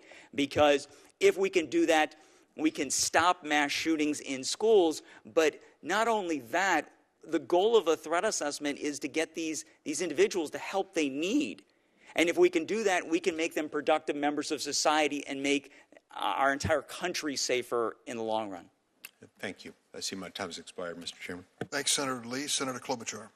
Thank you very much, Mr. Chairman. I want to join you in thanking our colleagues on the committee who have worked on this framework. I also want to especially thank Mr. Willingham and you, Mr. Schachter, for having the courage to come forward and believing that you can save other lives, other kids' lives, after the tragedies that you've experienced. And Mr. Schachter, after Parkland, Senator Hatch and I led the effort for some funding. It was like $100 million. It wasn't enough, but it was significant for schools, and that some of that is still going out there to the schools, and more needs to be done. I want to focus on part of the framework here, which does interact, as Senator Booker has pointed out, with kids, and that is the closing of the boyfriend loophole. Every year, more than 600 American women are shot to death by intimate partners. That's one woman shot to death every 14 hours. So I want you to picture that number, 600 every single year. And we know for a fact, by looking at the numbers, that preventing domestic abusers from buying a gun helps to save lives. These are convicted domestic abusers. Currently, federal law only prohibits domestic abusers from buying a gun if they are formally married or currently married or live together or have a child. And I know you know this, Chief, but half of the women killed by intimate partners are dating partners, romantic partners. They don't fit into those nice little categories set out in the law. That's why 19 states, including my state, have taken the common sense action to close the boyfriend loophole. Senator Grassley at one point had a hearing on this. Even the most conservative witnesses were in favor of this piece of our bill. In the states that have closed the loophole, we've seen a 13% reduction in intimate partner homicides involving firearms. So this is one thing. It's clearly not the only thing, as all you know from the losses you've seen. But this bill was introduced. I led it in 2013. Been leading it ever since. That's a long time. I want to thank Senator Hirono for joining me in the bill, and also a few years later, Congresswoman Dingell introduced a companion to it. So I want to ask about the ways, first of all, that this affects kids. The first is obvious. Oftentimes when domestic abusers will shoot their partner, kids are also killed in the crossfire or injured in the crossfire. With the chief is nodding her head. The second way, of course, is just the impact it has on their lives growing up in such a home. When I was Hennepin County attorney, I actually had a picture right outside my door. It was a poster of a woman beaten up with a Band-Aid over her nose, holding a little baby in her arms, and the words read, "Beat your wife and it's your son that goes to jail." Just to make that point, because so many of the kids that grow up in those homes end up getting involved in crime or domestic abuse themselves. You noted, Dr. Szilagyi, in your written testimony that oftentimes childhood trauma is a root of later acts of violence. You just talked about how closing this loophole would help. Thank you, Senator Klobuchar, for that question. It would really help, I think, if we could identify children and families at risk early. And this is really incumbent upon us as pediatricians because we meet families early. But it's also incumbent on anybody who works with children and families. I think if we can get the right supports in place for children early, there is evidence showing that we can improve the sense of safety in the home. We can decrease the violence in the home. Removing the person who is being violent is certainly one very important way to do that. But we can use the parent-child relationship to rebuild the child's sense of safety and decrease the impact of trauma on the brain. And it moves the child out of their fight and flight brain into their learning and thinking brain. Okay, thank you very much. One last question. Chief Williams, I remember one of our police officers in Lake City, Minnesota, who went to a domestic violence scene, had on his bulletproof vest by a very, very severely mentally ill young man who was abusing his girlfriend, who was very young. He just shot him in the head when he came to the door. The officer was at the funeral. 3 little kids, a little girl with a blue dress with stars all over it, walking down the aisle of the church where only 3 weeks ago that proud dad, who is now dead, had sat in the front row watching his kids in the nativity play. Something you don't forget. Could you quickly talk about some of the dangers that law enforcement officers face when responding to a domestic violence call and how those dangers are amplified when an abuser is armed? So thank you very much for that question, Senator. I can give you a practical example that actually happened in Phoenix. Very clearly, a boyfriend shot and killed his girlfriend inside and then lured Phoenix police officers to the door, shot 5, injured 4 others, one of the largest scale events that we've had because of a domestic violence incident. This is troubling, it's real, and it's impacting not just the children in our community, but our officers are being traumatized, impacted, and shot as well. Well, thank you. I didn't know about that story, but I think you see similar stories across the country, and it just shows that there is not just one victim in domestic abuse. There's the family surrounding that victim, and then there's the entire community, including police officers. So thank you, and I'm just really thankful that it looks like we are finally advancing this bill, and I think it's going to make a big difference in these types of cases. Thank you, Chief. Thank you, Senator Klobuchar. Senator Coons. Thank you, Chairman Durbin. And I'd like to thank my colleague, Senator Klobuchar, for her long work on closing the boyfriend loophole, and to thank the other colleagues I have on this committee and other committees, Senators Murphy, Senator Cornyn, and many others who are working to move forward on this framework. Mr. Willingham, Mr. Schachter, your personal testimonies of loss and of tragedy are what is propelling this body to act. More funerals than weddings. To hear your stories of your father, your brother, your best friend being victims of gun violence is just another part of the wave of contacts, calls, emails, testimony that we've all gotten in the months since the horrific attacks in Buffalo and Uvalde. I've been flooded with messages from constituents begging for change and demanding Congress do something. I've heard from law enforcement, from pediatricians, from children, from educators, from parents who've been impacted by violence. Let me just briefly share 2 things I've heard. Dawn Hall, school social worker in the Brandywine School District, says she sees kids every day afraid to go out of their home or attend school because they fear if they go out, they won't return. Tracy Manza Murphy, known to me as the executive director of the Delaware Coalition Against Gun Violence, told me that communities as well as individuals experience trauma from gun violence, and the invisible wounds on communities scar generations. Doctor, your testimony amplifies that same point. We can't allow this carnage to continue to traumatize children, families, whole communities, whether it's daily gun violence in our streets, whether it's horrible losses through suicide, or it's mass shootings that seem to rivet the attention of the country. I am glad to be working with 20 colleagues on a framework, and I think this package of reforms doesn't move every solution we might hope, but it makes progress on a number of solutions that many of my colleagues have worked on for years, and it will save lives.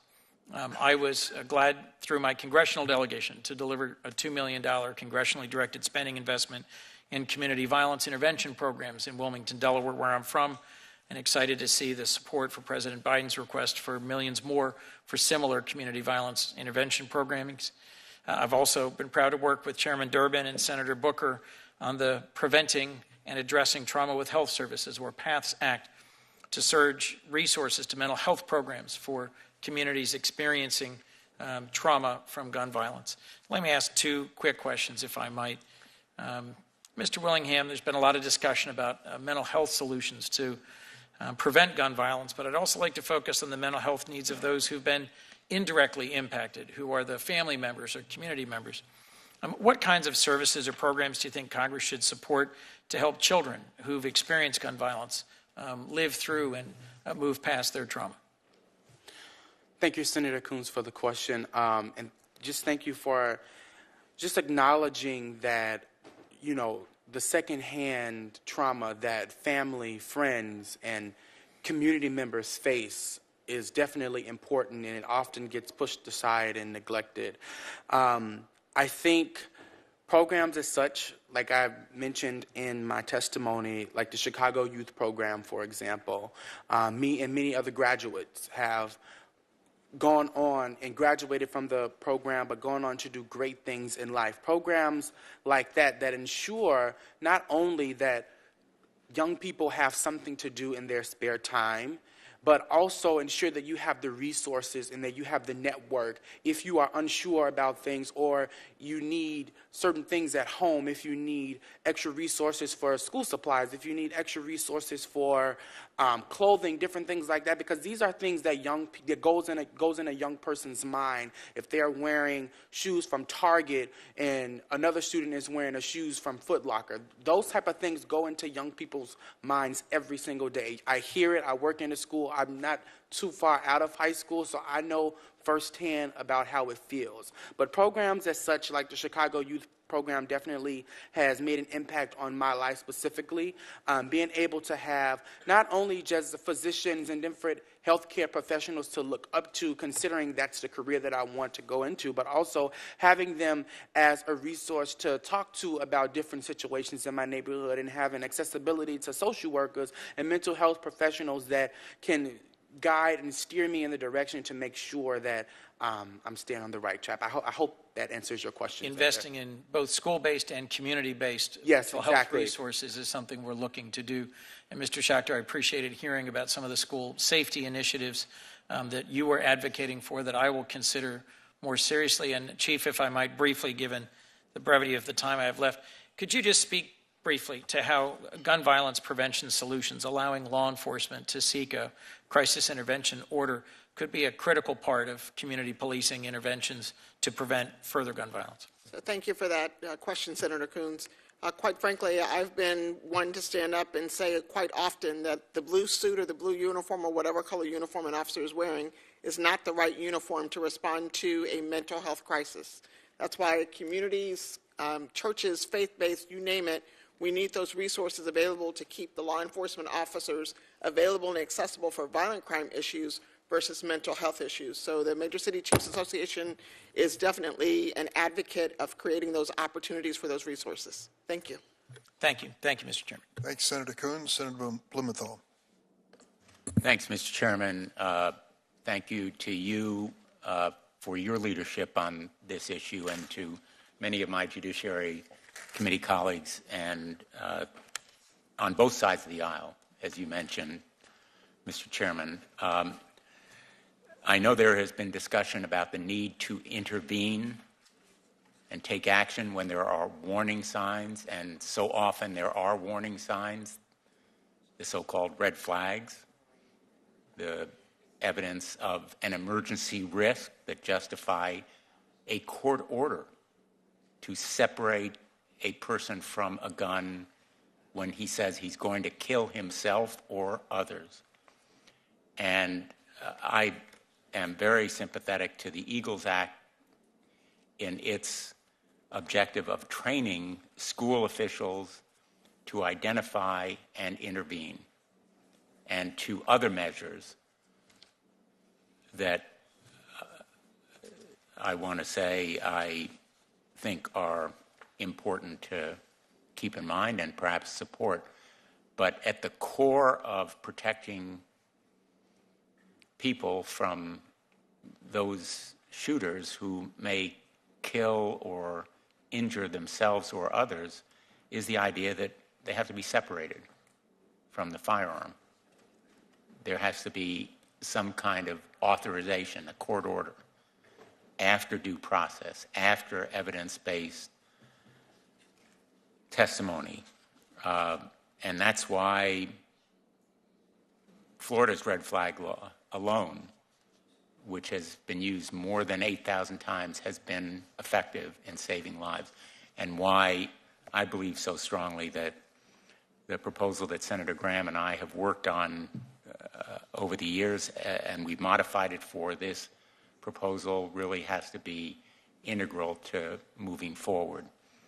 Just keep in mind, red flag orders can only be temporary at both the emergency stage and after a hearing, notice, an opportunity to be heard.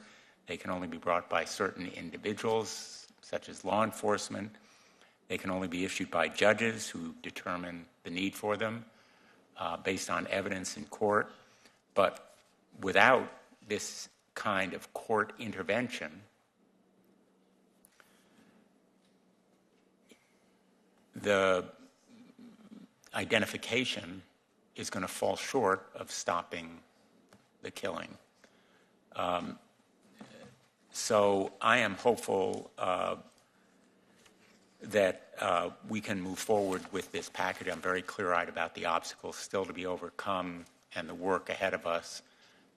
We're on a very tight time schedule, and I am hopeful that we can land a package that truly saves lives. It won't be everything we want or everything we need, but it will be a start. We can build on it and demand more.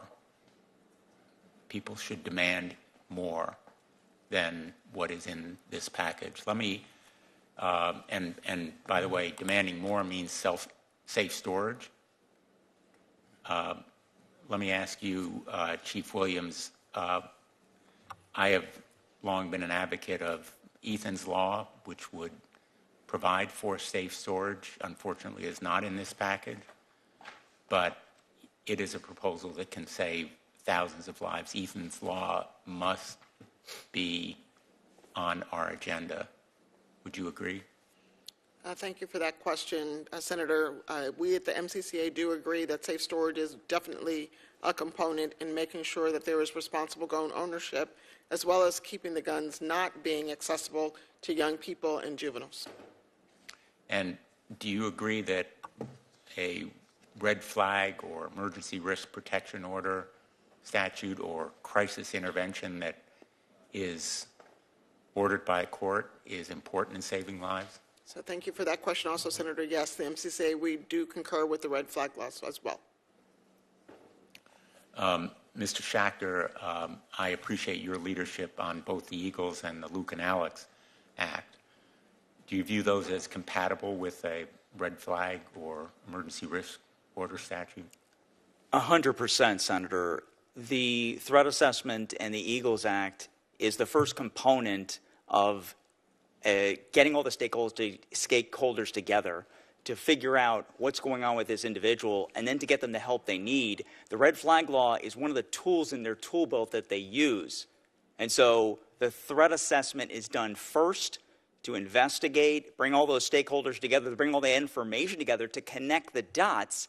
And then, if we need, then you have the red flag law to remove that weapon from that dangerous individual. So they work hand in glove together. They're very, very important that they are together. Yeah, absolutely. I agree with you. Thank you for everything you're doing. Thank you very much. I appreciate the advocacy and the insights of everybody on this panel. I think we are in a very different political environment where people on both sides are heeding the American people's demand and plea, do something.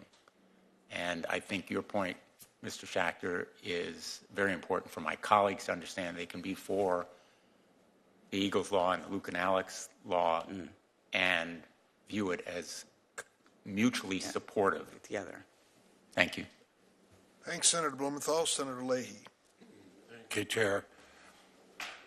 You know, I state the obvious when I say it's been a particularly heavy month for our country. May 14th, murder 10 in Buffalo motivated by a racist conspiracy theory. 10 days later, mass shooting that claimed the lives of 19 fourth graders, 2 teachers in Uvalde. Just days after Uvalde, even more mass shootings, scenes of carnage, every corner of America. Our children and our grandchildren having their lives cut short by gun violence. That's an unacceptable reality in our country. Firearms becoming the leading cause of death among children. The intolerable reality in our country, something other countries do not have to face. I think it's time that everybody acknowledge the reality and do something about it. Protecting the lives of our children and our grandchildren, this shouldn't be a matter for debate or disagreement. There is hope on the horizon. I'm glad to see agreement on a bipartisan package of bills that begin to address gun violence in this country. It's a good start. I wish it went further, but I know how difficult it was when we get there. I am particularly encouraged the agreement includes key provisions for my bill, the Stop Illegal Trafficking in Firearms, which I've been working on for the past 10 years with Senator Durbin and Senator Collins. This bipartisan legislation will help combat straw purchasing, something that law enforcement all over the country tell me is important. I know there's no single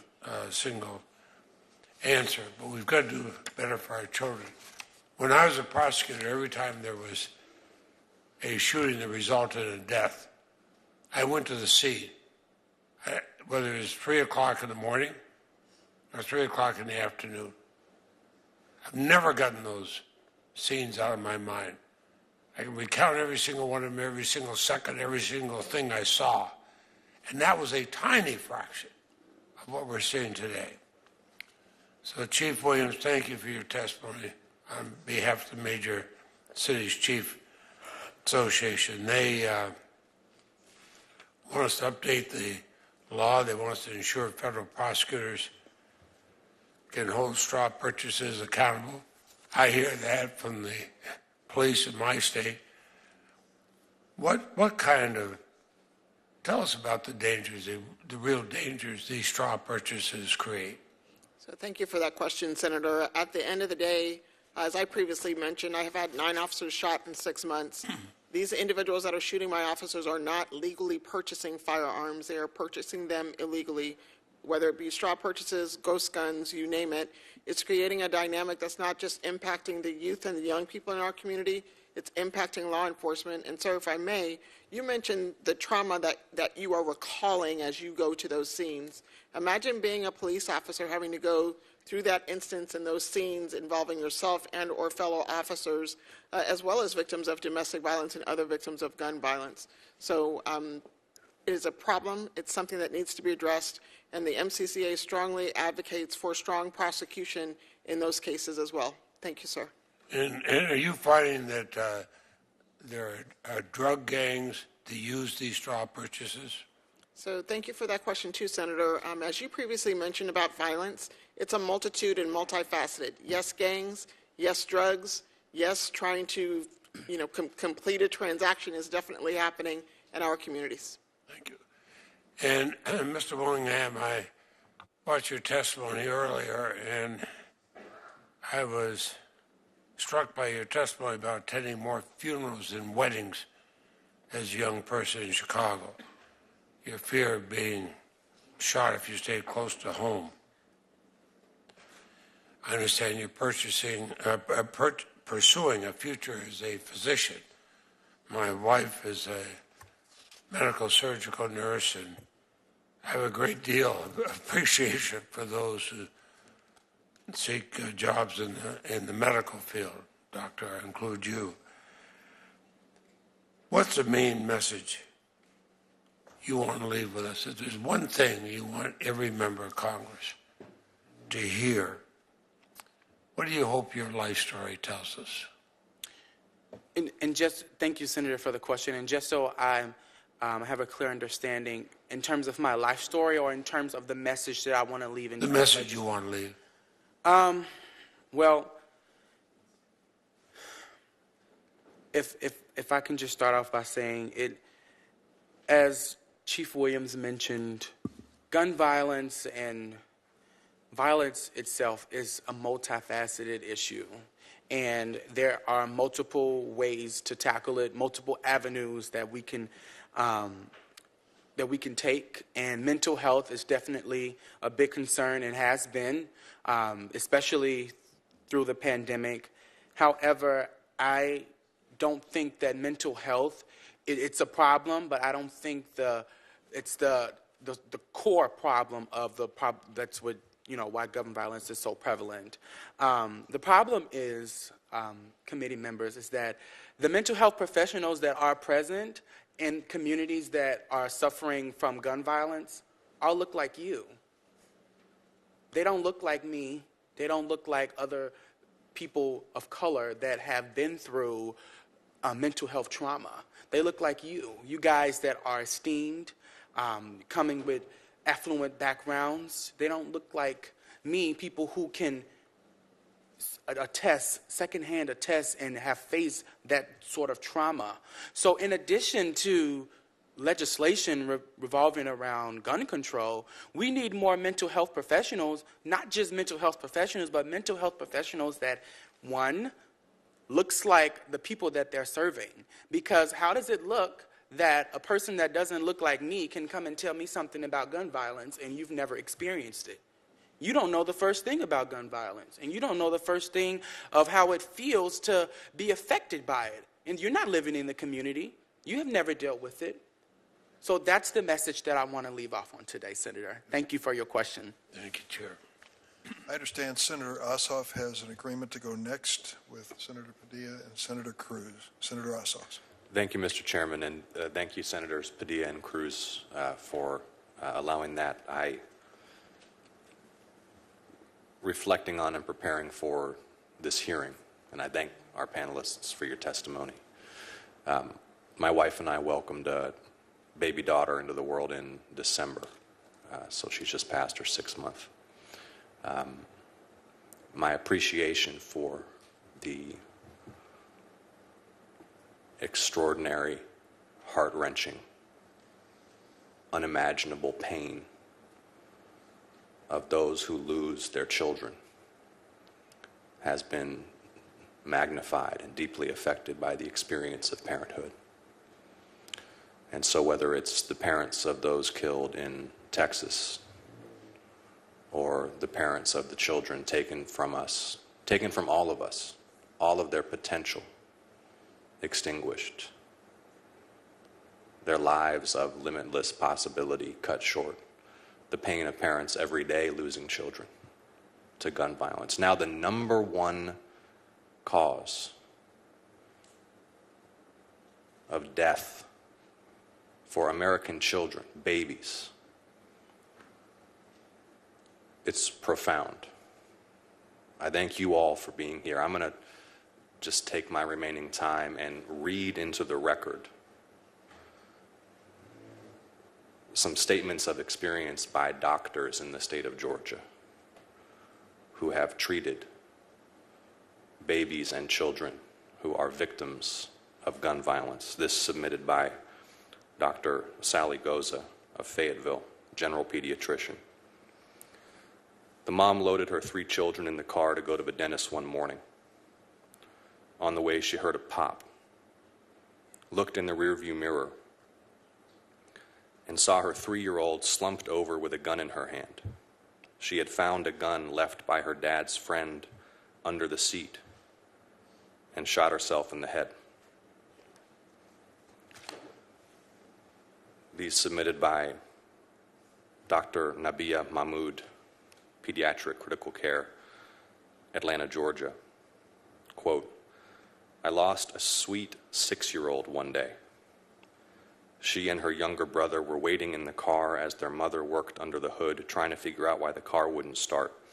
As curious children do, the 4-year-old boy got bored and jumped out of his car seat. He found a loaded handgun in the glove box and unwittingly fired it, hitting his sister directly through the right eye. I declared her brain dead just a few days after she arrived at the pediatric ICU, while the family still reeled from the loss of their child and their worry over the effect this tragedy would have on her brother. She continues, one night I was alerted to a trauma being flown in. A 7-year-old boy had been shot while playing in his front yard. He was simply too sick to survive. His heart had stopped multiple times, and the lack of oxygen irreparably damaged his organs. When his heart finally stopped for the last time, his mother screamed and begged me to bring him back. The whole team cried as we told her there was nothing more we could do. She continues, I remember the 9-month-old baby who underwent hand and brain surgery in the same night. She was riding in a car and her mother when their car was sprayed with bullets. She had her tiny hand in the air. The bullet went through her hand and into her head. She probably saved her own life. The bullet's trajectory went through her brain, but missed the most important structures. She survived, but with significant neurologic deficits. I really, Mr. Chairman, commend the senators leading these bipartisan efforts. I pray that we will get a result that saves the lives of babies and children in this country. Thank you all for being with us, and I yield. Thank you, Senator Ossoff. Senator Cruz. Thank you, Mr. Chairman. Thank you to each of the witnesses for being here today. All of us are horrified at the mass murders we see unfolding across our country. Mass murders in schools, mass murders in churches, mass murders in large cities across our country, day after day and week after week. And I believe everyone on this committee wants to prevent those murders.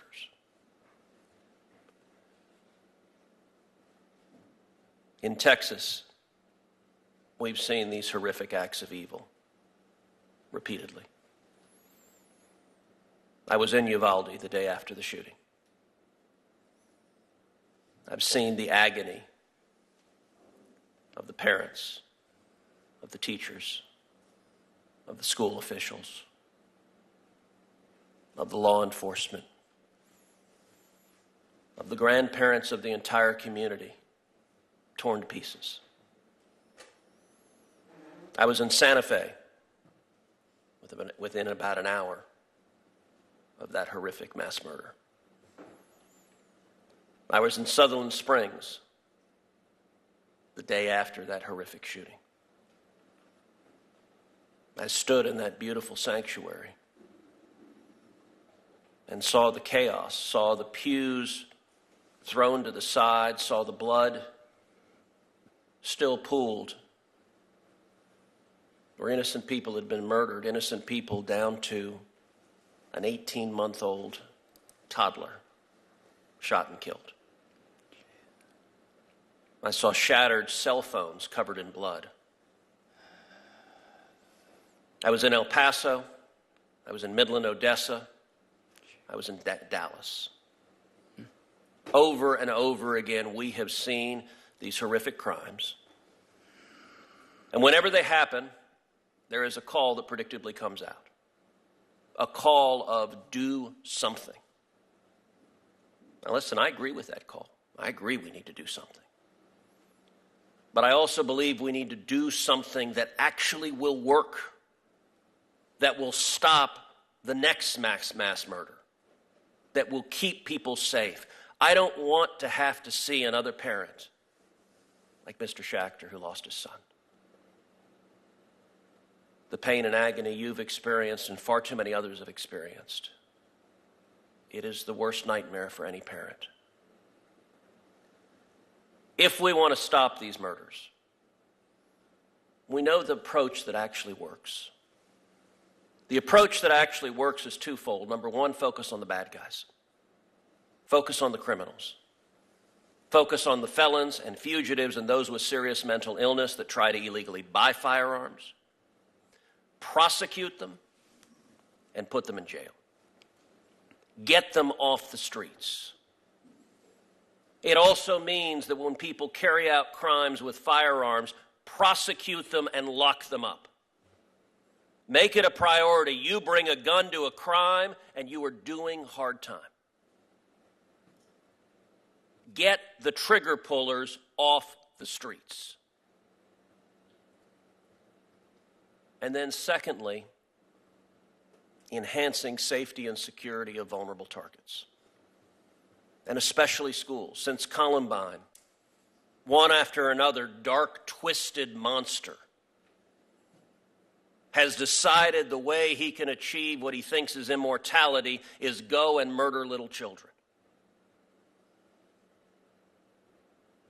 Now, I will note that I make it a policy never to say the names of any of these shooters, and I would encourage every member of this committee and every member of the press, these evil bastards deserve to be forgotten forever.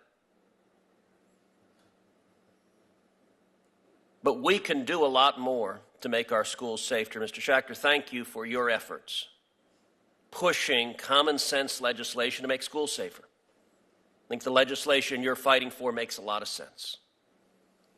Repeatedly, I've introduced legislation to go after the criminals, to go after the felons and fugitives and those with serious mental illness, to prosecute them when they illegally buy firearms, to get them off the street, to prosecute the gun criminals, and to provide resources to schools, to make schools safer, to install safety equipment in schools.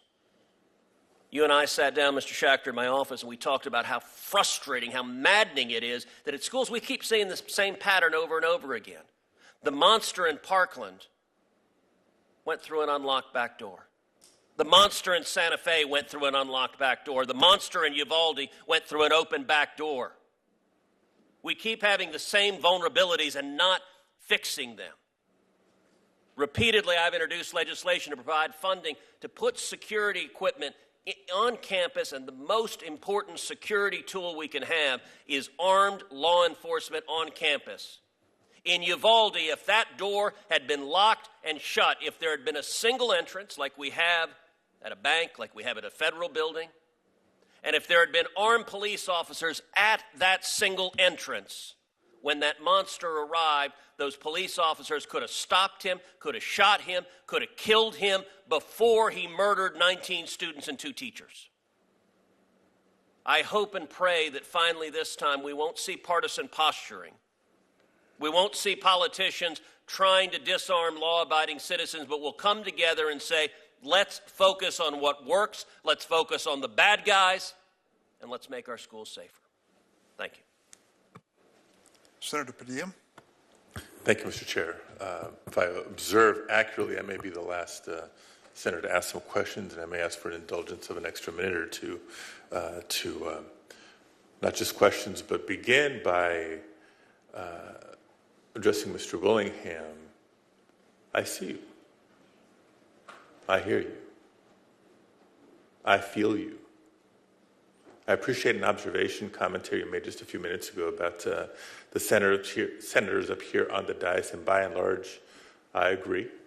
I think this committee has done a tremendous amount of work in diversifying the federal judiciary to confirm nominees to the federal bench that are much more diverse than has been in the case in the past, to bring important perspectives, not just from a gender, ethnic perspective, but professional experience and life experience. And many of us are actively working to, over time, further and better diversify the United States Senate and Congress as a whole to bring more perspectives and life experience, because I share yours. When I get home, I invite you to Google Pacoima, California, 1980s, because that's where I grew up. If you really want me to describe it, years ago there was this movie, Boys in the Hood. You might have heard about it. More recently, Straight Outta Compton. I didn't grow up in Compton, but just watch those opening scenes and you get a flavor for where and how I grew up. Just so you know, that perspective is present up here on the dais. Mr. Chair, as you know, because I talk about it often, I'm not just here as a United States Senator. I'm here as a father of 3 school-aged children. And so my heart remains broken for the families and the friends of the victims in Uvalde, Texas.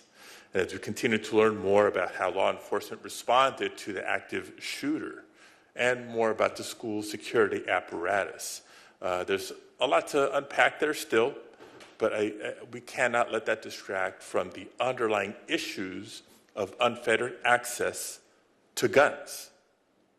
So that's why I, too, am encouraged by the progress that seems to be being made on a bipartisan basis here in the Senate, and look forward to supporting the legislative framework that was announced this last weekend that will, among other things, close the boyfriend loophole that Senator Klobuchar talked about, invest significantly in mental health, and I have a question on that here in a minute. Would also enhance background checks for buyers under the age of 21, among other things. Senator Murphy on our side of the aisle has done a tremendous job, and I want to give credit to Senator Cornyn, who spoke earlier, for leading the Republican side of these negotiations, because we do owe it, not just to the community of Uvalde and the families there, but for the communities across the country who have for too long been impacted by senseless gun violence. We owe it to them to take action.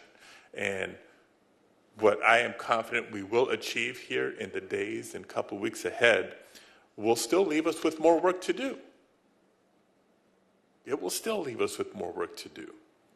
My first question is in regards to access to guns. Over the years, we've seen a growing threat posed by at-home kits used by many to build untraceable guns. So we're talking a lot about retailers and how old you have to be, background checks, etc.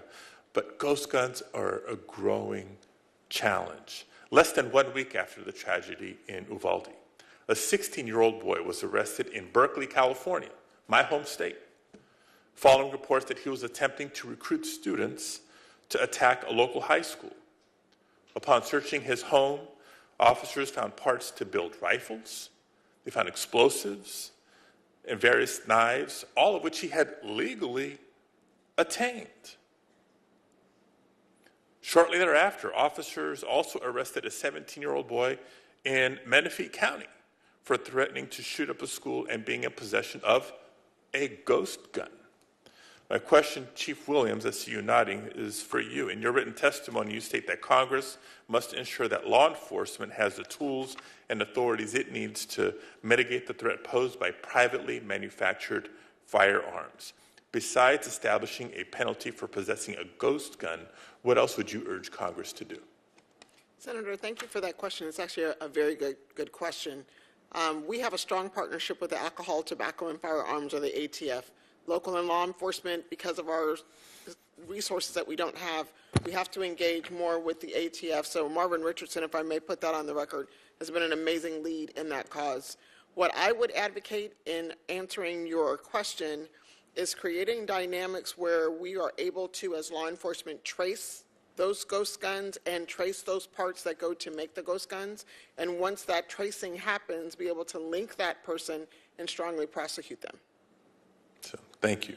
And may have some follow-up on that topic, but I do want to just add for the record that California is one of the states that does have an assault weapons ban that is seeking to raise the age of being able to purchase a firearm from 18 to 21 and other protections. And as a result,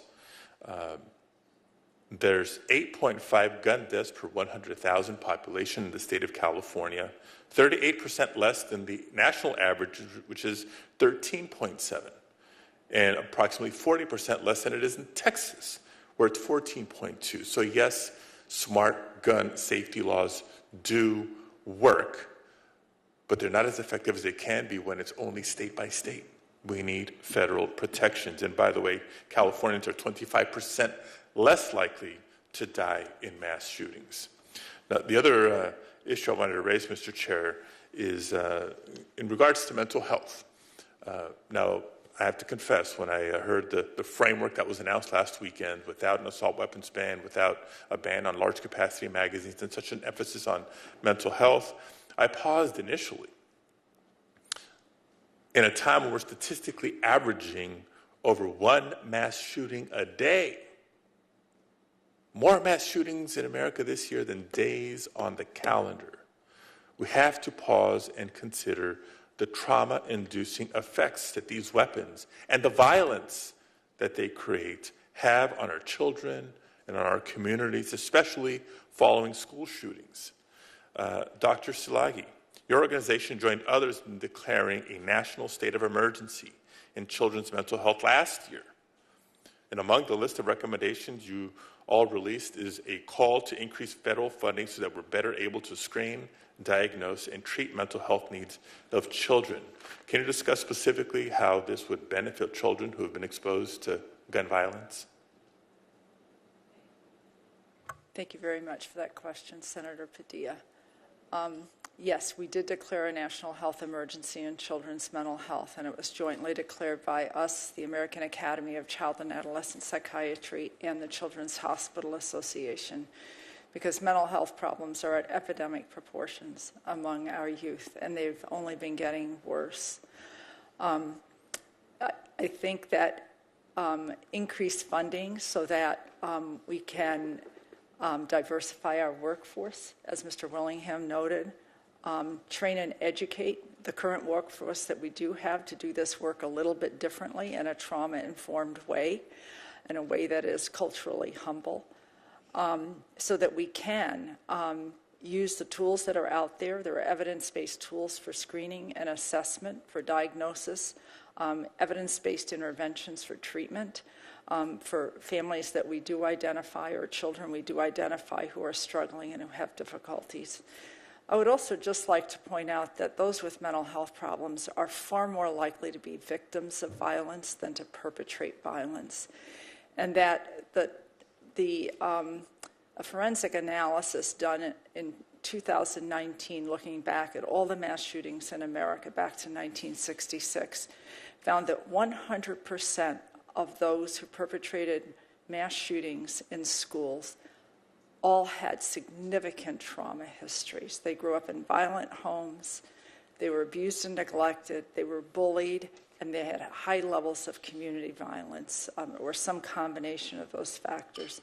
So I think having the right tools will help us. We also do need more funding for community-based health centers, as was noted today, school-based mental health, and integrated care in our primary care settings. I think there are a lot of things we can do. I think everybody in this room knows that a complex problem doesn't have a simple solution, and I think all the multi-pronged efforts around improved mental health services, building safe schools that are physically safe and emotionally safe, sensible gun laws, and safe gun storage are all components of that complex. My wife, Angela, is a mental health advocate, so she's educated me well, and I thank you for your comments. Mr. Chair, I'll just end with this. I mentioned that when I first heard the framework, I had the pause of such a focus on mental health, which it was a crisis before the COVID-19 pandemic. It's been made much more acute, particularly for young people over the last couple of years.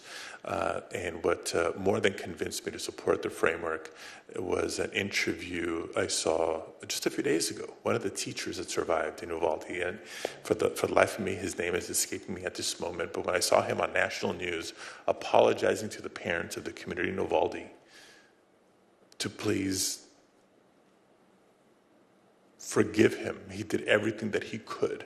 Reminded me that after a mass shooting for years and years and years, such a focus on mental health is used to distract from the gun safety side of the conversation.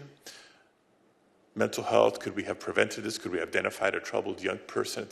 I get it, that's part of a conversation. That alone isn't the solution. But I saw this teacher pouring his heart out, and I said, the parents of the children who died are going to need help.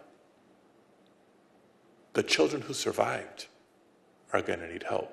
The teachers who survived are going to need help. The whole community is going to need ongoing help. We need as many resources invested in all areas of mental health that you described and more. And we hope we're on the verge of doing exactly that. Thank you, Mr. Chair. Thank you, Senator Padilla. This hearing is coming to a close, and I want to say that there's a request for statements to be entered in the record. I have a long list, and without objection, they will be entered. I do want to note among those are hundreds of pediatricians, doctor, who are writing this committee pleading with us. These are the men and women who literally are responsible for the lives of these children and who are called on in the most horrific circumstances to do their best to save their lives. What a grim reminder of the importance of this hearing and the grim reality of violence, gun violence on our children across America. When we're talking about the leading cause of death of American kids, we cannot ignore the fact it's guns. And that is a reality which we acknowledge today. Hearing record is going to remain open for a week. There may be questions sent your way, which I hope you'll respond to in a timely fashion. Thanks to all of our witnesses again for coming. The hearing is adjourned.